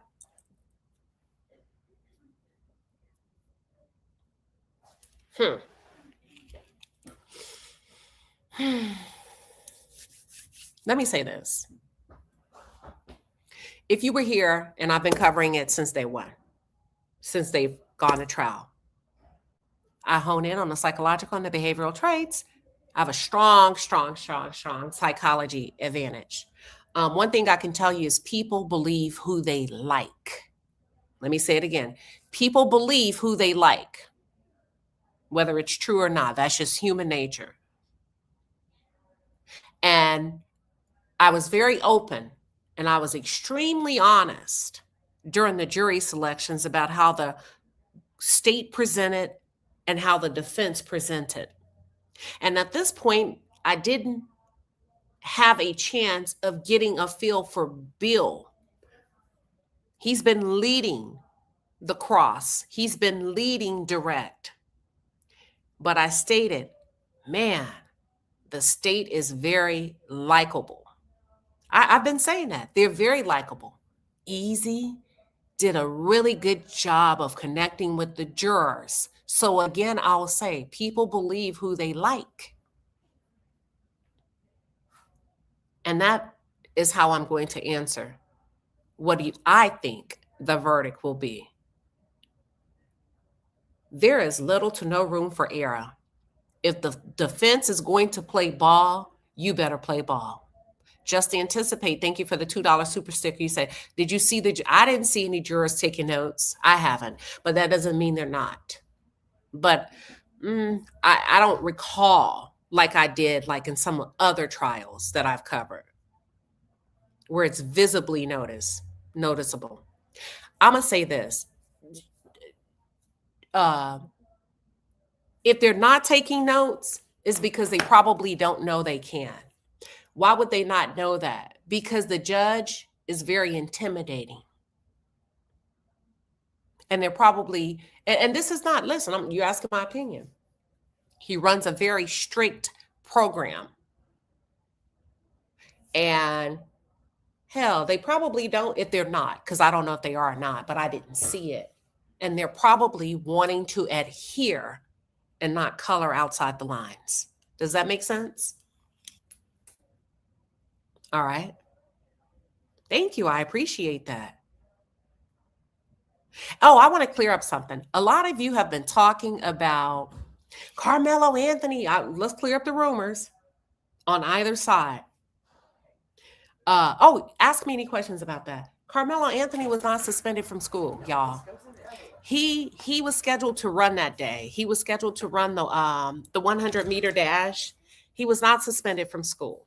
And I think because there's so many rumors and myths and things that are not true about this case, Austin was kicked off of his track team. His coach testified to that I didn't need him there. His coach said he didn't need him there at that district meet because he had kicked him off the track team a week or two before. So I wanted to clear that up. The facts are the facts, right? And we would not have known that had his coach not cleared that up or verified that on the first day of testimony. So Karmelo Anthony was not suspended from school. Another thing I would like to introduce that was introduced, and now I'm thinking about some other notes, but I didn't give all of that because the judge objected. Karmelo Anthony does have a medical condition. He suffers epilepsy. He has seizures quite often. And if you watch him closely in the court, you can see him shaking. And he is a smaller frame person. Thank you. But the judge did stop the defense from questioning the coach about Karmelo's medical condition because the state objected to it. And they questioned the relevancy of introducing that to the jury. So the defense backed up off of it and they didn't push back. Queen Sheba, first time our ATX in the house. Are Saturday trials coming? Not to my knowledge. Will they have trial tomorrow? No. And will the defense present witnesses? They've already started to present witnesses. Thanks. Okay, they've already started. They've gone through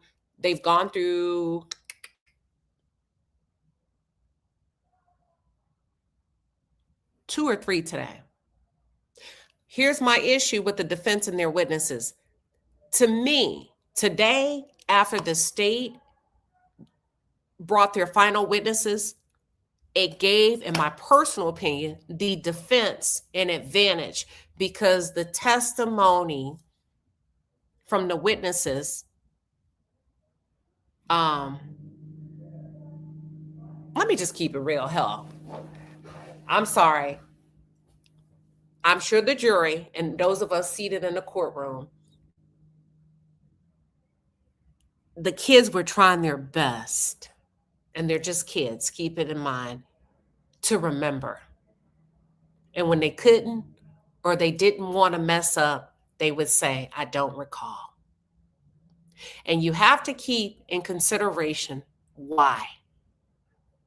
They lost a friend. So it's really hard to say anything about your friend, even if it's true, when you can never get them back. Got it? But it was very obvious. But I do respect the kids for saying, I don't remember.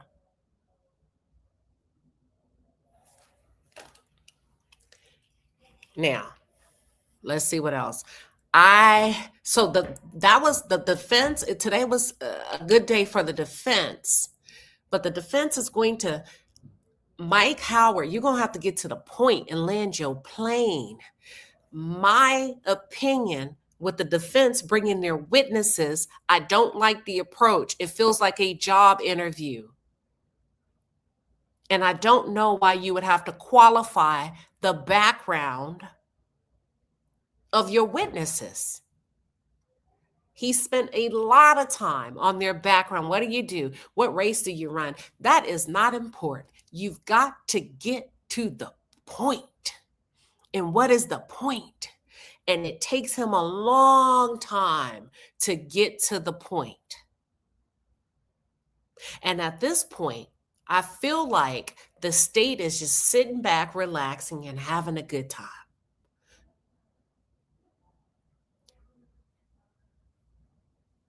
Did a witness? Yes. Let me tell you why I'm not even talking about that. Here's the reason why I'm not talking about that is because at one point I became very discouraged in the courtroom. There was a witness, but there was a witness that took the stand. And at the end, I quit taking notes because I said, I can't share this with the audience. They come to me for good note taking, and I can't write this down. There was a witness that took the stand, and it became very clear that based on the defense, he says, we've called you several times, correct? Yes, and you've avoided our calls, and so have your parents. It became very clear to me that they subpoenaed this witness to be there. That's fine. You got him there. And initially, when the witness started to testify, I thought, okay, he's here now. He's just going to tell his story. It was so obvious that this witness was looking at someone in the courthouse. Initially, I didn't really peg it as looking at someone. I was like, he's nervous. But he looked to the same spot in the courthouse. And it was so distracting. I mean, a courtroom, I'm sorry, courtroom, that I thought it was somebody in the jury. And I thought, I'd be damned. I think he knows somebody in the jury. He could not stop, nor did he stop. So I'm trying to strain to see what juror does he knows.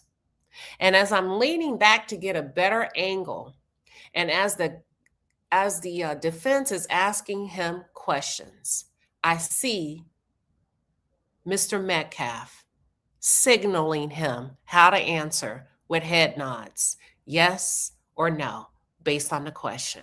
And at that point, I became so discouraged and I stopped taking notes. I stopped taking notes. Because to me, it didn't matter. I was like, this isn't gonna be a transparent conversation. So I'm not gonna fool with it. I dropped my pen and I stopped. Will Karmelo testify? I have no idea. I saw it with my own eyes. And one particular question was, would you say Hunter Metcalf is a big guy? And as I was trying to lean back to get a better angle of the jury, you lean your head back, but I'm turning. I saw Mr. Metcalf shake his head no, and the witness said no. I saw Mr. Metcalf instructing the witness. I saw it with my own eyes, and I didn't want to take notes. So you're not going to get that from me, because I like to take notes when I'm watching the witness, and I know it's their response, because otherwise it doesn't matter. And I just stopped taking notes. So that's why I'm not talking about that piece. Leticia, thank you. When does the judge make a self? I think after they wrap up with closing arguments. Thank you, BJ. Did Karmelo have any facial expressions when his friend was testifying? A few of the kids were looking at Karmelo, but I can't see Carmelo's face. I can only see the back of his head. He moves a lot. Remember I told you he suffers from epilepsy.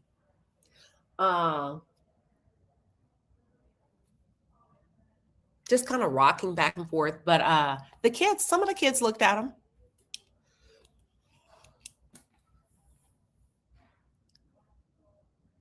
Let's see. I was told jurors. Oh, really?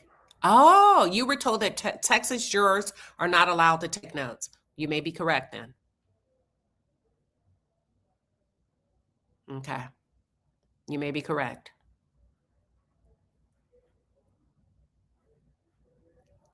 All right. Did the defense... Okay, so the defense did move to motion something. I'm going to be honest with you. He couldn't even finish it, and the judge said denied. The judge said denied. We couldn't even hear it. Denied. It happened so quick. Let me describe the judge to you. He sounds like Dave Ramsey, but he looks like JD Vance. Real Spill, thank you for the $5 super chat. Is there actual video from the kids being presented by the defense? What do you mean? Presented. Is there an actual video from the kids? I don't know yet. They just started calling their witnesses. Okay, here we go. The Real Dana says, I think this trial process is more fair than Diddy trial. The Diddy trial was a clown show inside and out. Oh, they acted a fool outside. Trust and believe, Dana. They acted a fool outside. But this one, okay, I'm at both, right? It was a clown show at Diddy, but the logistics were run better. Does that make sense? The court didn't really involve itself in New York with everybody trying to go viral. But when it was time to get in line, when it was time to have a system in place, they did a way better job. Way better job. It is mad chaos outside at this trial. When I tell you a mob of people just started running towards the courtroom door this morning, it was absolutely bananas. Let's see. C. Dallas, thank you for the 20p. She said, exceptional reporting. Thank you. I greatly appreciate your professionalism and respect. Did the defense ever ask any of the students if they went to seek help? Yes. Well, the state did. Okay, no. No. Did the defense ever ask any of the students if they went to seek help from an adult/coach to have Karmelo? No, they did not ask that. But the state, and I think the reason they didn't is because the state did such a great job of saying, you know, when your coach asks you to step up, that's similar to like stepping into a coach's place, correct? Correct. And I think it was clear that the coaches asked the students to step up because the coaches were hosting this district track meet on the side of Memorial. So they were a few coaches down because they had to attend to other responsibilities on the field. Queen, she says, thanks so much for your excellent coverage, Queen. I really appreciate your hard work, but thank you for being here. I appreciate you. All of the content creators that are here, thank you. We got Dana here, who also works a lot alongside Judge Joe Brown. Thank you, Dana, of all the wonderful things you could be listening to. You and your team are here listening to us. We love it.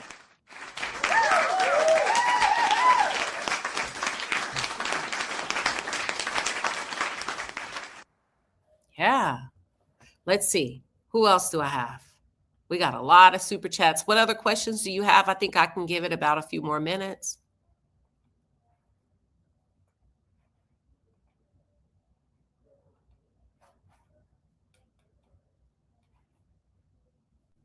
All right, let's see.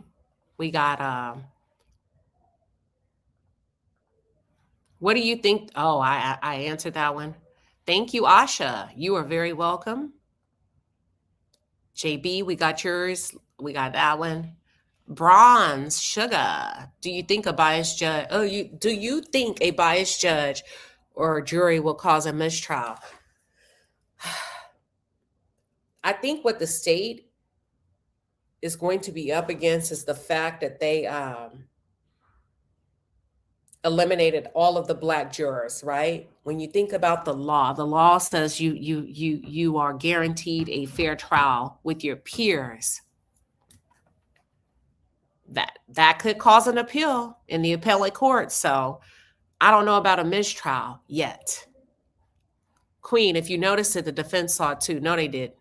Well, you know what? I don't know. Let me not say that. Thank you, Vonda. And why was Austin kicked off the track meet? Because he went fishing. Because Austin and Hunter were kicked off of the track team because when they would finish their events, they would leave, according to their coach, under oath, and not support the other teammates.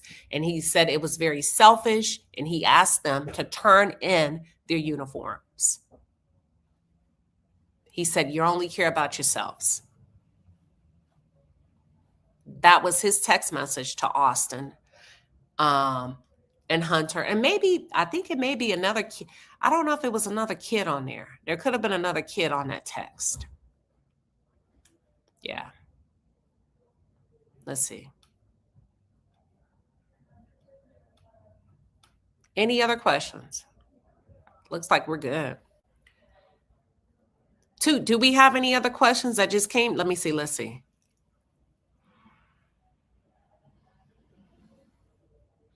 Y'all are into some stuff in the chat, huh? All right, let's see what else we got. All right, any other final questions? Okay, Coco Lee, I thought I saw your name.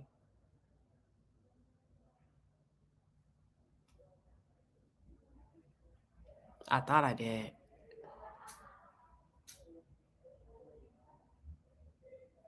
All right. Hold on. Okay. Mila says in New York, I was able to take notes. In Texas, I wasn't able to. So she's speaking to, did I see any jurors take notes? And I said, no, I didn't. And according to some of you in the chat, in Texas, they do not allow. Wow. I think the instruction of the judge is he did not want any independent research. Jurors of your peers. Yep. Jenny J. Do you think Austin's family member may try to file a civil suit against the school district? I would. I would. If you ask my kid to step up, and in him stepping up, he loses his life because he's stepping up to prove himself, I would. There was barely any coaches, admin, supervision in that area. Exactly. I would. I know I would.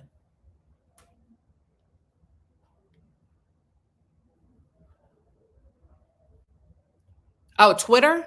What are you saying about Twitter? Is the judge biased? He's strict. I mean, I can't really say he's biased because I don't know what motions he struck before we got to here. So he runs a very strict program. He appears to be fair. I will say this: any motion that the defense has moved to make has been denied. So, I mean, I haven't noticed anything that stands out. You said the judge is biased. Are you saying that because of his political preference or because he's biased?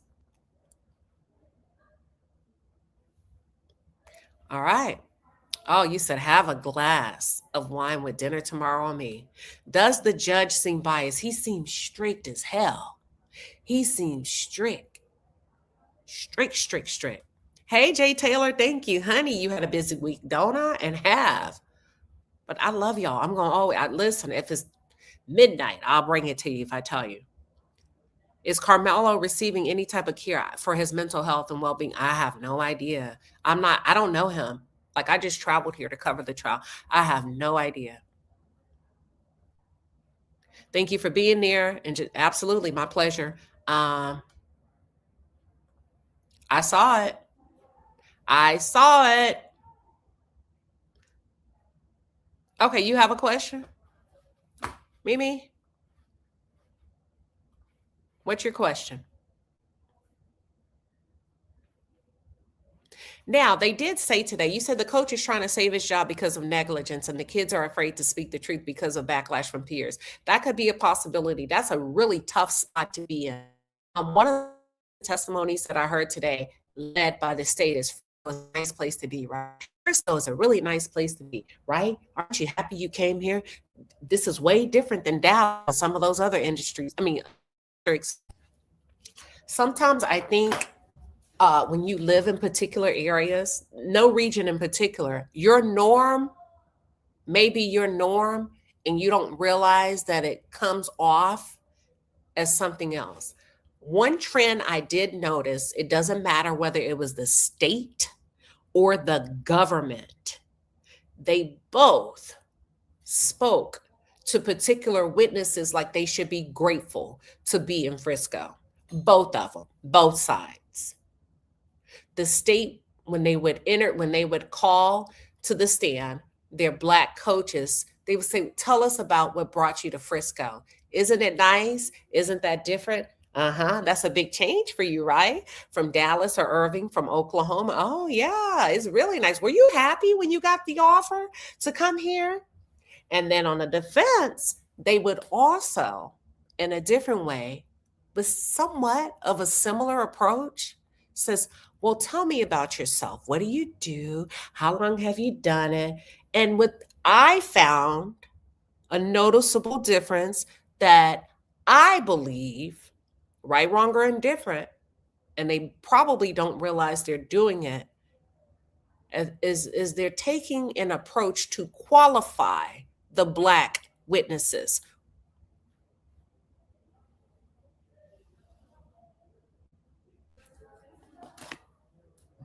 And it was I was like, ew. And let me tell you what I mean by that. Just get to the freaking point. Do you have plans? So after you graduate, do you have plans to go to college? Like, that's not important in a murder case. Because you're not asking the other kids those same questions. Honey, I don't know Austin. Why are you, oh, you so biased? I don't know Austin. I don't know Karmelo. And I suggest that you find a chat that can serve you what you need. I suggest you take care and prioritize your mental health. Because now I can let loose since I told y'all what happened in the court. Now meet me. Let me tell you something about me. If I have something to say, I'll stand on it. And when I'm ready to give you my opinion, like I am now, I'll tell you my opinion. And my opinion is you need to go where you're being fed. You need to go where you're being watered. Because we don't, if you nuck, we buck over here, okay? So don't come over here insinuating or implying anything, because I'm woman enough, I'm strong enough to stand on business. I was biased. I have saying I'm you both sides. A fool. I can just jump in and still have over 2,000 in my chat, if not more.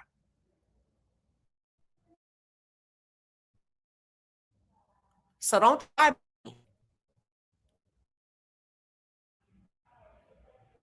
Go where you are being fed. Go where you need to go. You're not bothered when the facts are being read from the witnesses. Fucking today.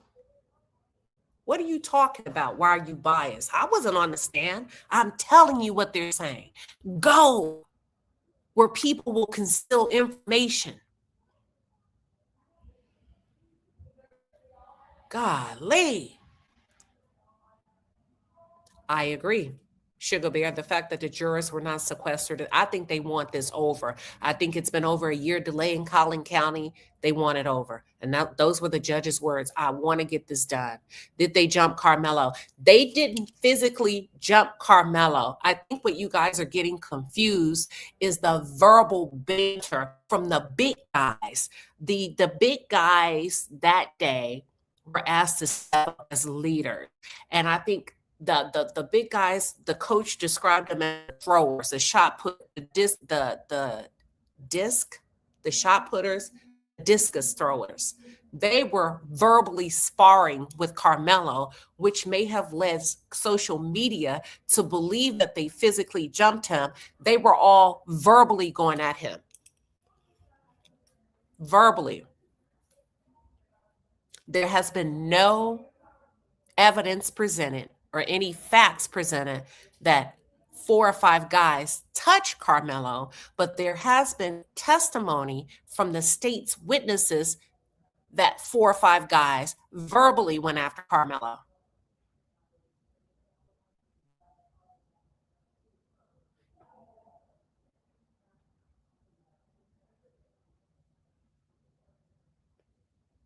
You said, hold up. Didn't Austin say? Yes. The state's witness testified that Austin said to Karmelo, I'm gonna whoop your bitch ass.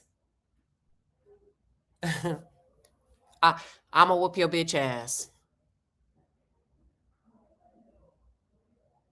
If Austin was suspended weeks prior, why allow him to have any duties or participate? According to the coach's testimony, Austin wanted to prove himself. And he allowed Austin to attend that track meet, even though to attend that. He said he didn't need him, but he allowed him to attend it because Austin wanted to prove himself. And he also testified, I really didn't mean that I wanted to kick him off the track team. I wanted to scare him. So it's a lot of shucking and jiving going on. It's a lot of shucking and jiving on the witness stands. That's what we call shucking and jiving. Okay, you said it's going in and out. Don't move. Got you. Okay. Got it. All right. We good now? Are we good now? I'm not going to move. What about now? You say, okay, Twitter is asking a lot of questions. Okay, give me 1 second.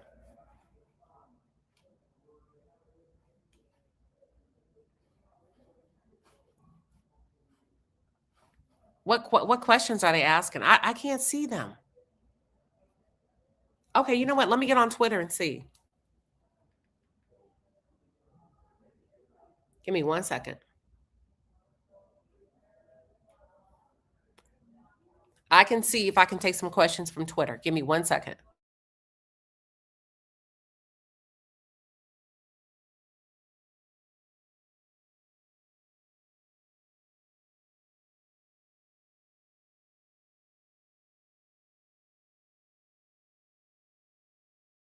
All right, I got my Twitter pulled up. Yeah, okay. Hold on, let me see what y'all are saying. I don't see anything from Twitter. Oh, there's nothing.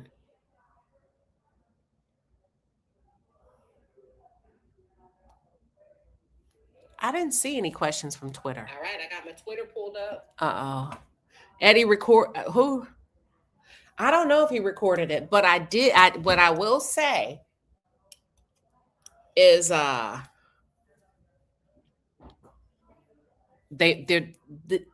defense is just getting started.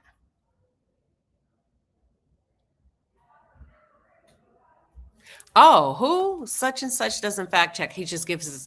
I mean, a lot of content creators give their opinion. I give my opinion. But I just, I don't feel like it these last couple of days. I just don't. I don't trust the Texas court system to be unbiased. Let's not forget that Texas is a state that didn't even want. Oh yeah. Okay. Now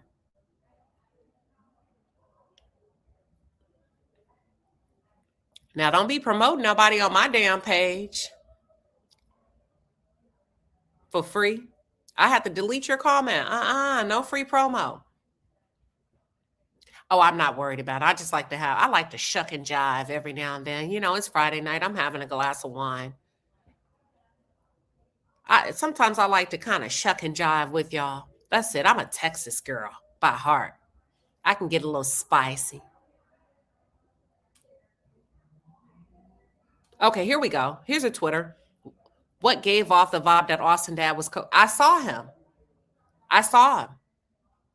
What gave off the vibe? Not what gave off. I turned. What I explained was one of the witnesses was so visibly, it was so prominent. Every time he would be asked a question, he kept looking to his right. And at first I thought, well, maybe, the kid is nervous or, and then it happened for over like 30 minutes. And I'm like, I think he knows somebody in the jury box. So then I'm like, well, let me kind of shift my body to see which juror he's recognizing, because this is obvious. And I'm shocked nobody's calling it out to redirect him to keep his eyes. And as I was shifting and leaning back to the left to get a better glance at the jury box, at that exact moment, the defense said, would you describe Hunter Metcalf as being a big guy? I saw Mr. Metcalf shake his head no, and the witness said no, as he was looking at Mr. Metcalf. And I put my pen down and I decided I didn't want to take any more notes.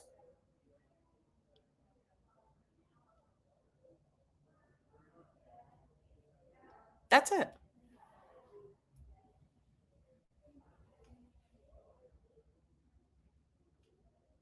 Let's see. You said so. Austin stepped up as a leader by saying, "I'm gonna whoop your BS." Well, one thing they did say is the boys banter all the time. You know, that's why they have coaches in the tent because these kids they go back and forth all the time. You said, "Blizzy, ask your question again." Okay, let's see. Okay, CRCD3B said, "I'm white and totally agree with you about Texas justice system towards blacks." He's talking to whomever said whomever spoke about the Texas system. So CR says he agrees with that person. I don't care. Listen, let me tell you something. I'm a content creator. They come for me over reality shows. Was a knife or cleat? No, a cleat cleaner. So they clarified that fact today. A cleat cleaner was not used. That's a lie. A knife was used. The knife was 3.5 inches long. Initially, it was being reported 5.5. And the reason I think most of us ran with 5.5 inches is because when the defense spoke to the jury, they used the measurement of 5.5. But the knife is actually 3.5 inches. Yes, that's correct. You said, Chad, the prosecutors presented and rested their case today. They did. They did. Okay, this person, what gave off the vibe? Okay, I think I answered that. Thank you. You say the judge is biased? Well, the judge didn't remove him. The state did. And the judge denied the motion to reinstate them. This should be televised. Well, here's my opinion. Here's my opinion. Judge Roach probably should keep in mind. He's elected in, right? Because he's a state judge. He's voted in by the constituents of the community who actually showed up and have shown up several days to see the trial.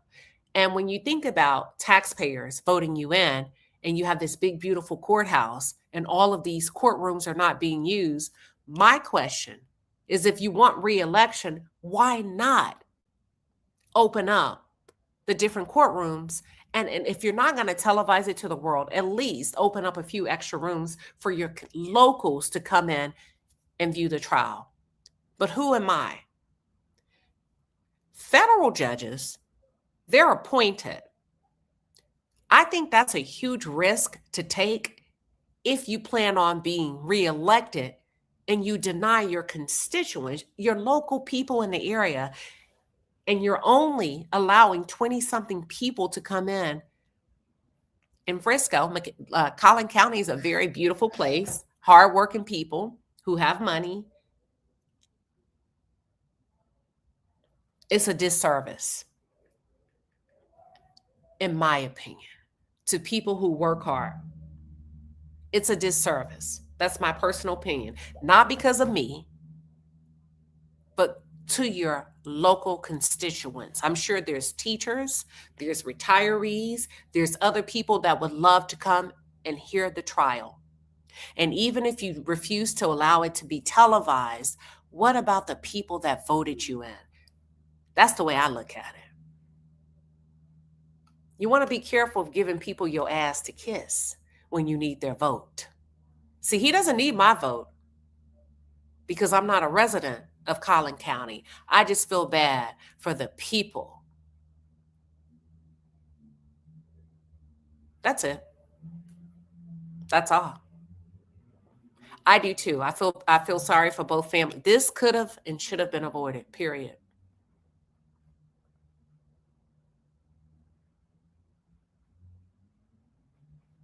Huh? I said, who is this girl? Is she white or black? What was I doing? Huh? Okay. Okay. Why they're not considering self-defense instead of first-degree murder? Well, that's what they're trying the case. That's what they're doing right now. And the jury has to decide once they are read, once they are given the instruction of what to consider by the judge.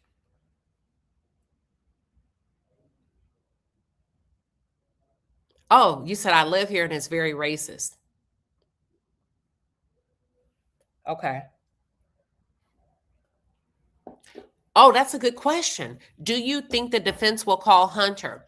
That's a really good question because they did call somebody that didn't want to be there. The witness that kept looking at Mr. Metcalf, I believe, was subpoenaed and he avoided the defense. There's a great possibility that they will call Hunter Metcalf. If I were them, I won't. I wouldn't. Why? Ah, this is probably one of the best prosecution teams I've seen. Bill is nothing to play with. Bill lives for this. He eats it. He sleeps it. There are some people that are just good at what they do. He's one of them. I wouldn't call Hunter if I were the defense. And I think what is that? I actually think it could be a setup strategy for a slam dunk by the state to purposely not call Hunter Metcalf to the stand to set the bait for the defense to do it and say, well, we weren't going to do it, but since you did, let us set it up for an alley hoop. Booyah. Booyah. I think it would be a huge mistake to call Hunter Metcalf to the stand. Leave well enough alone. DeSera said, they're not going to call him.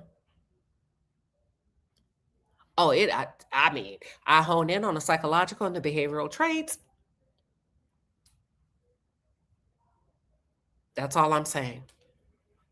Thank you for answering the questions about Hunter being called. Why do I think it would be a mistake? The brilliance that I'm witnessing in the courtroom. The lead DA is Bill Mitchell. His assistant DA is, I'm sorry. Yeah, I got it right. Bill Mitchell. It's 2 bills, ain't it? Yeah, I think it's 2 bills, if I'm correct. What's Mitchell's? Okay, there's a Mitchell that's a lead DA, and there's a Bill. Yeah, I'm right. Both of their names are Bill. Can I tell you something? When you can hand the floor to your assistant and they can walk that thing like a dog, baby, don't do that. I think they're so brilliant. It's bait. It's bait. It's bait. We don't want to do it. We don't want to be insensitive to the family. I bet they take the bait. And then when they do it, we can poke holes in any angle. I don't think Mike Howard is a match for the state. But the guy he's working with is.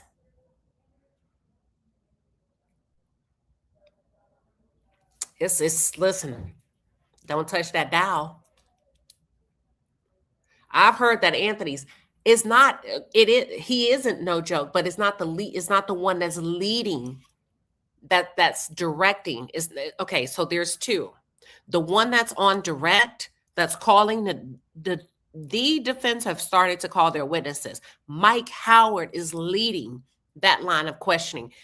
I don't like his style. It's too laid back. It's too passive. He's up against pit bulls. What does that mean? Let me just give you an analogy. I love boxers, the breed of dogs. I think they're beautiful, majestic, lean, mean, and intimidating enough. And I told you guys the story, those of you that follow me. I had a boxer named Pearlie, one of my first boxers. Love her. Big girl. And I would drop her off to doggy daycare. How did she do? She did great. How did she do? She did great. Oh, today she was in timeout, but we put her back in. And then one day I get her progress report. And I said, well, and I read it. And I was so embarrassed. And I didn't take her back to doggy daycare for almost like a month. What the dog doing? Well, I'll tell you what she did. They told me that my dog picked a fight with a poodle. Wow. I kid you not. And I was so embarrassed. Mike Howard is the poodle, and the government is the boxer.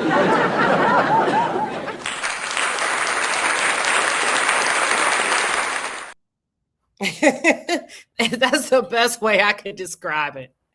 That's all I got for you. That's the best way I can describe it. I was so damn embarrassed.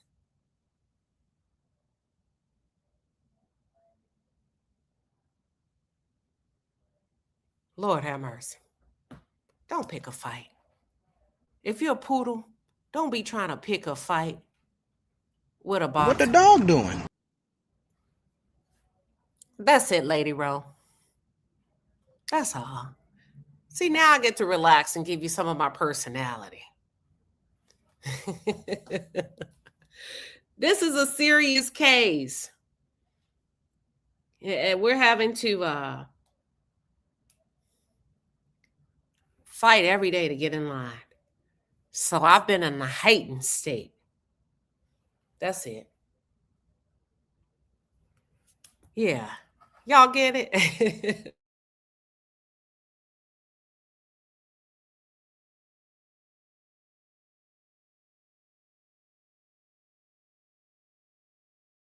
Y'all, let me tell y'all something. Let me just say, I'm gonna toot my own horn. I am an excellent content creator, but I suck at technology. I don't freaking know how to check my Twitter stuff. Normally somebody does that for me. So I don't know how to read y'all stuff on Twitter. Let me see. Okay. I don't know how to read the comments on the live chat. So somebody's gonna have to tell me how. Y'all keep saying, check Twitter for what? I don't know what to do. I'm clicking on the video. I just can't see it. So they're going to have to comment. I can't see it. Or y'all can copy it.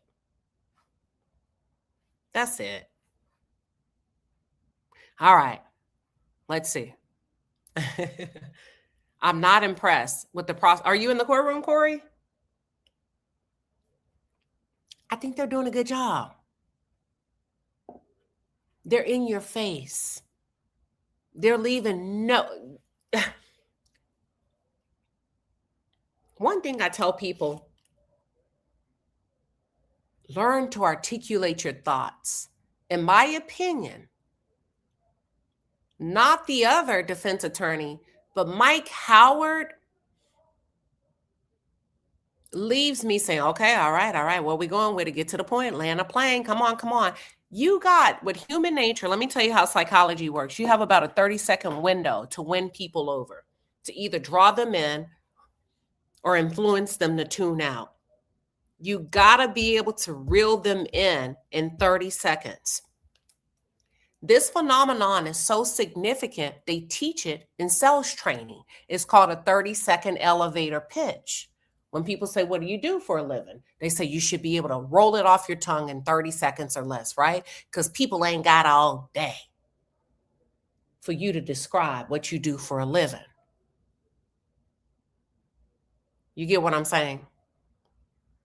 He's going to have to land the plane in 30 seconds or less. That means win them over, reel us in, want me more, keep me wanting more, get me on the edge of my seat like the state is doing with the jury. They're cocky, they're confident, they're standing on business. Sometimes they don't even use all of the time allotted. It's almost like a team that you're about to play and they know they're good.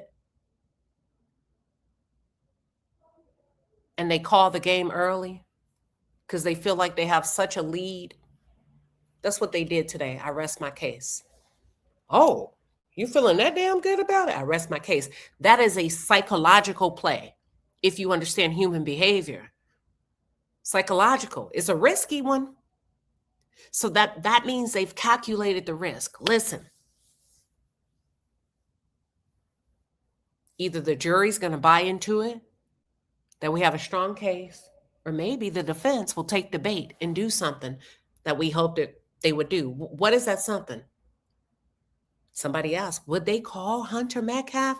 They would have to probably. I mean, if they did, you would be taking the bait. You're gonna trip over your own feet. I wouldn't touch it with a 10-foot pole.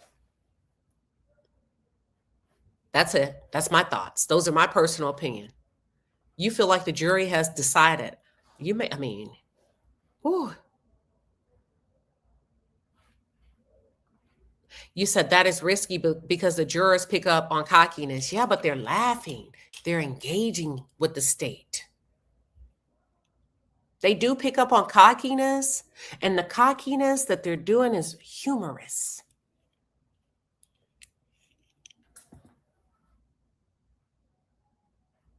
Is the defense doing a decent job?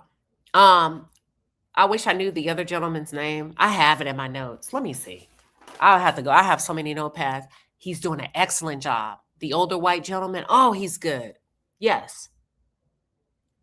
He was the one that cross-examined the state's witness. And maybe Mike needs to, we got to see. It's just day one.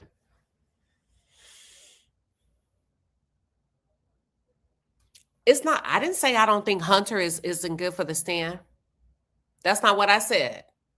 So if you don't think Hunter, that I didn't say that. I said I think that is horrible if the defense calls Hunter. I said, you have to go back and listen, but that's not what I said. That's what you heard, but that's not what I said.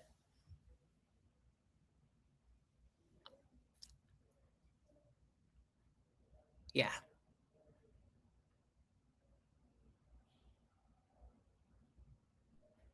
Toby. Yeah. That's his name. He's good. He's safe. He's slick. He's good. Let me see.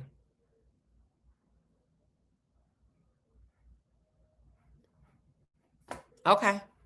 You said a defense is going to come with some stuff that nobody has seen or heard. I don't know if there's a lesser charge on the table yet. Metcalf coaching. Witness tampering is a crime. I thought so. I saw it though. Was a knife. Okay, I answered that one. I mean, I'm not a lawyer. Should he plead guilty? Let me say this. I would, but I mean, I don't really know anything about that. Let me tell you why I would. And it's something that's just, you'll be like, what? Only because I watch Netflix, and it's called The Worst Ex Ever. And I watched one where this girl, I think that's what I watched. No, I watched something else. And there was a guy on 90 Day Fiance. I don't know if y'all remember. And he had an ex, and he committed a crime against her. And she's still alive, but he beat her pretty bad. And they gave him a lesser charge, and he rejected it. Now he got 30 years in prison when he could have done 1 or 2 or something like that. No, he's not. I said the same thing, Dana. That was my guess as well. I thought he was going to be called as a witness. But I thought by the state, because, yeah. Mimi says, thank you for everything. Can you answer this? Did one witness say that Hunter said something for, oh, yes? Mm-hmm. Yes, they did. And Eddie called Karmelo over there. Yes, that was on CBS. That is absolutely correct. But that's when I got mad and frustrated and put my pen up, because I was like, just let the kid testify. Just let the freaking kid testify.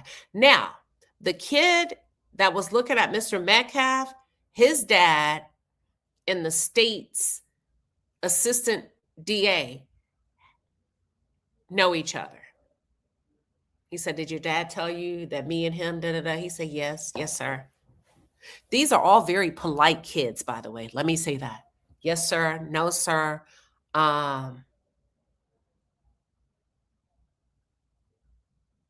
You could tell. outside of this, these are like outside of these extenuating circumstance. Yeah, yeah. There was a witness testimony that, yeah, that from the state. No, I think that Eddie called Karmelo over there. Yep. I really don't know what's going on with the denial of friendship. I wish I could explain that better. I have no idea. Like and maybe as the trial goes on and more people take the stand, maybe they're going to call the girlfriend. Because I thought, well, did Eddie like the girl? Like, there's so many unanswered questions, y'all. Some of the stuff is just not making sense.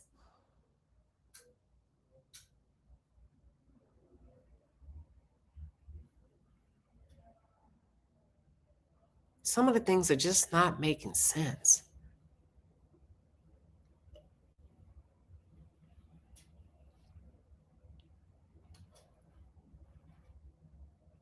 Oh yeah. Well, I mean, if you understand trials, most witnesses are coached. Even in the Diddy trial, I was like, they can only coach them up to a particular point because they don't know what questions they're going to be asked, right? Let me make it make sense for you. Have you ever prepared for a job interview? Similar strategy. You get online, you Google, what questions are they going to ask me if I apply to be whatever? And it's going to probably give you the top 20 questions. And you can only prepare based on the predictability of the questions that you think they're going to ask. Yes, they were prepared. But the state has no idea what questions the defense is going to ask. But based on the experience, they're probably going to ask you this, and that. Anything you don't feel comfortable saying, I don't recall. Anything that you feel I don't recall. If you felt like he was provoked, you can say he was provoked. If you feel like the attorney needs to repeat that question, you can say, please repeat that. Yeah, the statements were all over the place. The statements were all over the place, but they kept pointing in the same direction.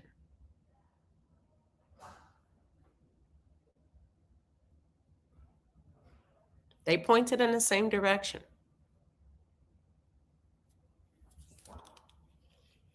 Even though the state's witnesses had either refused to answer or recall if Hunter was involved, it's pretty obvious that he stood up for his brother or he joined his brother in cursing or whatever they were doing under that tent. You said, I think the boy's father may have gotten a hold of them, especially the witness you saw. And it's no need for that, right? It's no need for that. Nobody's denying that Karmelo Anthony stabbed Austin Metcalf. That's why I was shocked. Why would you, like, as a parent, I wouldn't risk anything. God forbid, if this were my child. You don't have to do that. But then I had to remember, this is an athletic culture where the goal is to win. Do not said the student witnesses are in the same situation as the juror. Elaborate a little bit. The student witnesses, they're having to decide.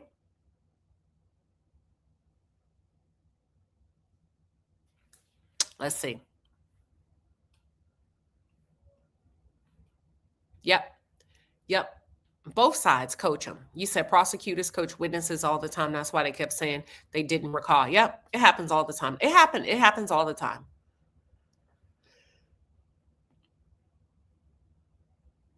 Oh, the defense is going to work that video. Man, if so, we probably won't see it. That's true. You said that's true.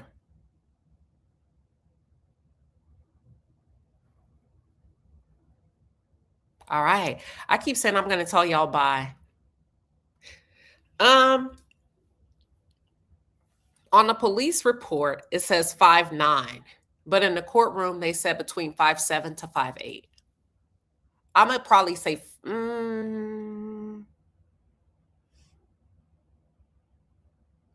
let me say this, because he's no taller than 5'9".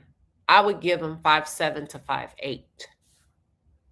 And the reason why I say that, not me, but some of y'all, some of you ladies have been on dating sites. And, you say, I want a 6-foot tall guy who likes to take walks in the park and hold hands and eat ice cream and kiss in the rain. And all these men on these dating sites says, that's me. And not only am I 6 foot tall, I'm 6'1", only for you to meet him in person. And you're like, he lied about his height. He's 5'6" or he's 5'8". So on Karmelo, on the police report, it says 5'9". Some of you earlier said that's from the driver's license. If I am to believe that most men lie about their height, I would give them 5'8", and not 5'9". You get what I'm saying? From visibly looking at him in the courtroom, he ain't that tall at all. I believe the reason why the brother is not used is because he will show his aggression. Oh. The defense has the clear video of what happened under the tent. The people outside the court know this. Gotcha. Well, they set it up today. They said, are you sure you didn't record? So you didn't record that video. I mean, they were teeing it up. Oh, you just pretended to record. Now, why would you pretend to record something so serious, but you didn't record, huh? No. What did the police tell you they were doing with your phone? Did they tell you they were going to take it, or did they ask you? Did they download any videos? I don't know if they did. They told me that they looked at my recently deleted and my photos. So listen, this could be a setup for a slam dunk. Don't not. This could be a setup for a slam dunk because they asked on record. And you said the reason the students and the jurors are in the same position is because nobody wants to be an outcast. I have to agree with you. And I think that became obviously clear during the jury selections. And the judge said, the state said, listen, we know none of y'all want to be here. And when I tell you, y'all, they gave some of the most outlandish reasons why they couldn't serve. So I think you make a very good point.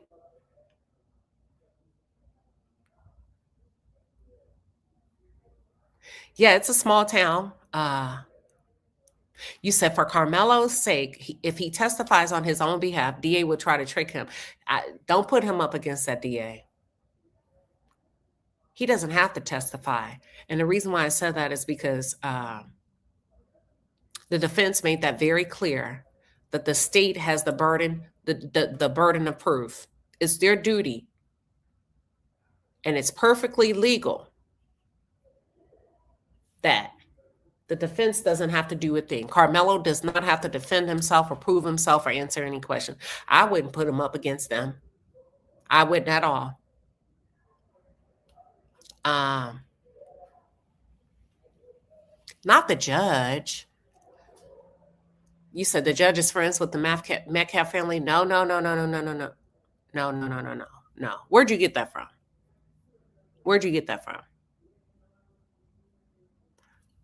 There was a witness who testified today in court.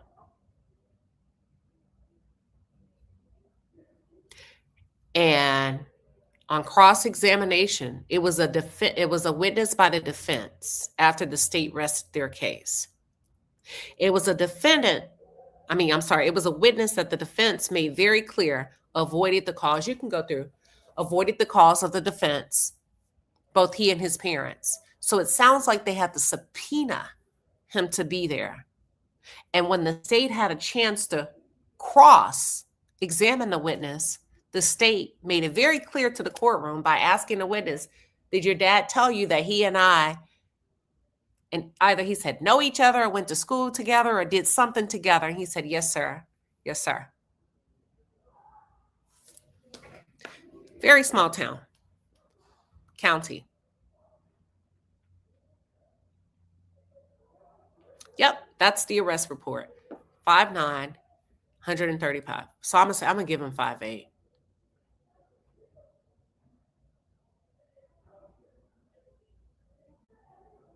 Yep. That's it, y'all. I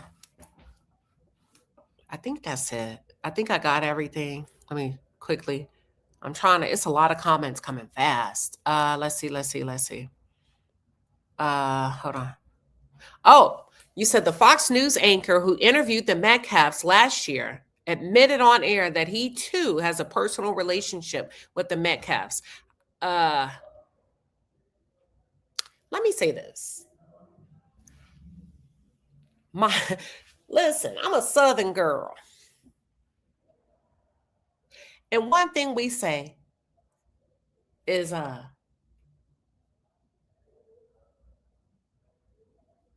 sit down and act like you've been somewhere. That means sit back in the corner and peep the scene and just observe. I think a lot of people in that courthouse have relationships with each other, conflicting relationships with each other.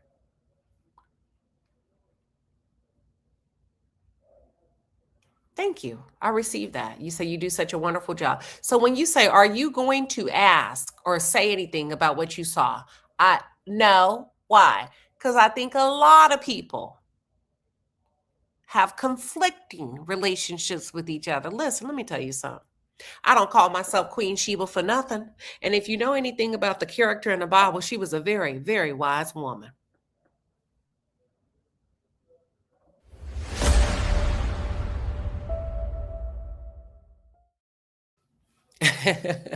Traveled all the way to see King Solomon just to trick him, to see if he was who he said he was. And she went bearing gifts.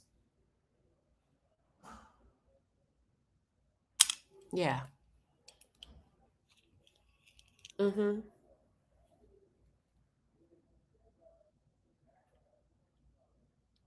Let's see. And not out of fear, but you got to know when to hold them. And you got to know when to fold them.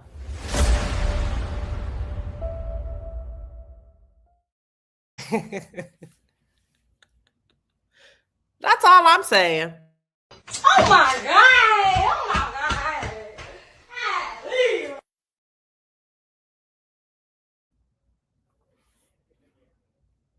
That's all. Do you think the defense should have asked for a change? They should have.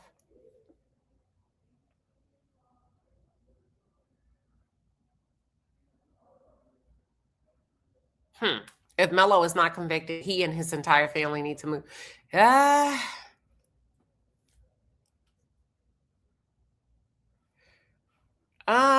Listen, you say if you know anything about Baton Rouge, you know why he was carrying a knife. Listen, I have a lot of thoughts.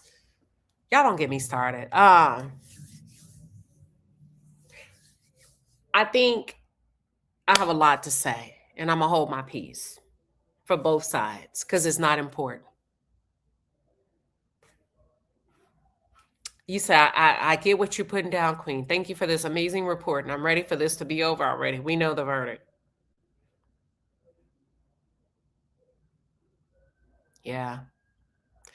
A life was lost. Where do you go with it? You know what I'm saying? But at the same time, one thing that I've constantly seen in writing or I've heard is they want to ensure that he receives a fair trial. When I see someone instructing a witness, why would you do that?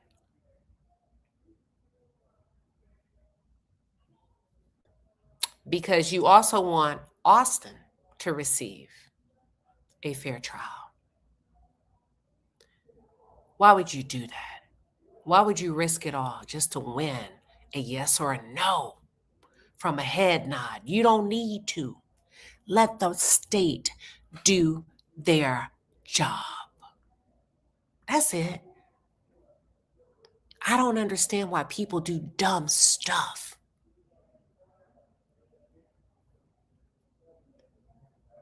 Oh, interesting. You said first, Judge Roach is friends with the Metcalfs.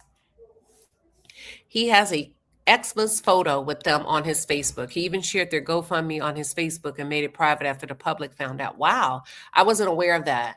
Who is this guy? And you know what? I like to come in with a clear mind. That is crazy if that is true. For those of you that are located in Collin County, can I ask you something? Are the Metcalfs like a prominent family? And you would say, well, you didn't look. No, I don't like anything to cloud my judgment. People send me I'm like, don't send me anything nobody else is saying. I like to walk in with my own thoughts. I don't like anybody tampering with this witness. I don't like anybody messing with my thoughts. So I don't listen. Do you think the jury noticed the witness tampering? I mean, I think everybody noticed that he was looking at someone. But we thought it was the jury. And I'm sure they were like, what's going on? But they can't. They have to focus. I saw it. And I think a deputy saw it because I remember a deputy approaching the line where Mr. Metcalf was seated and just kind of turning towards that direction, towards the back of where he was seated. But why would you do that? You don't have to. You said, I'm glad you were giving us the facts. Yes, that's what I'm like, why would you risk this case? Right? Let's just say if the jury had already made up their mind that Karmelo is guilty. Why are you shaking your head to risk a mistrial if you want the best outcome in the memory of your son? It don't make no sense to me.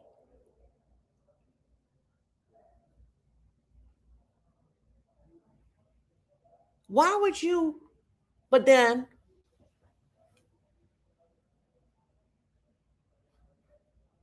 you say you believe, no, I know people aren't honest.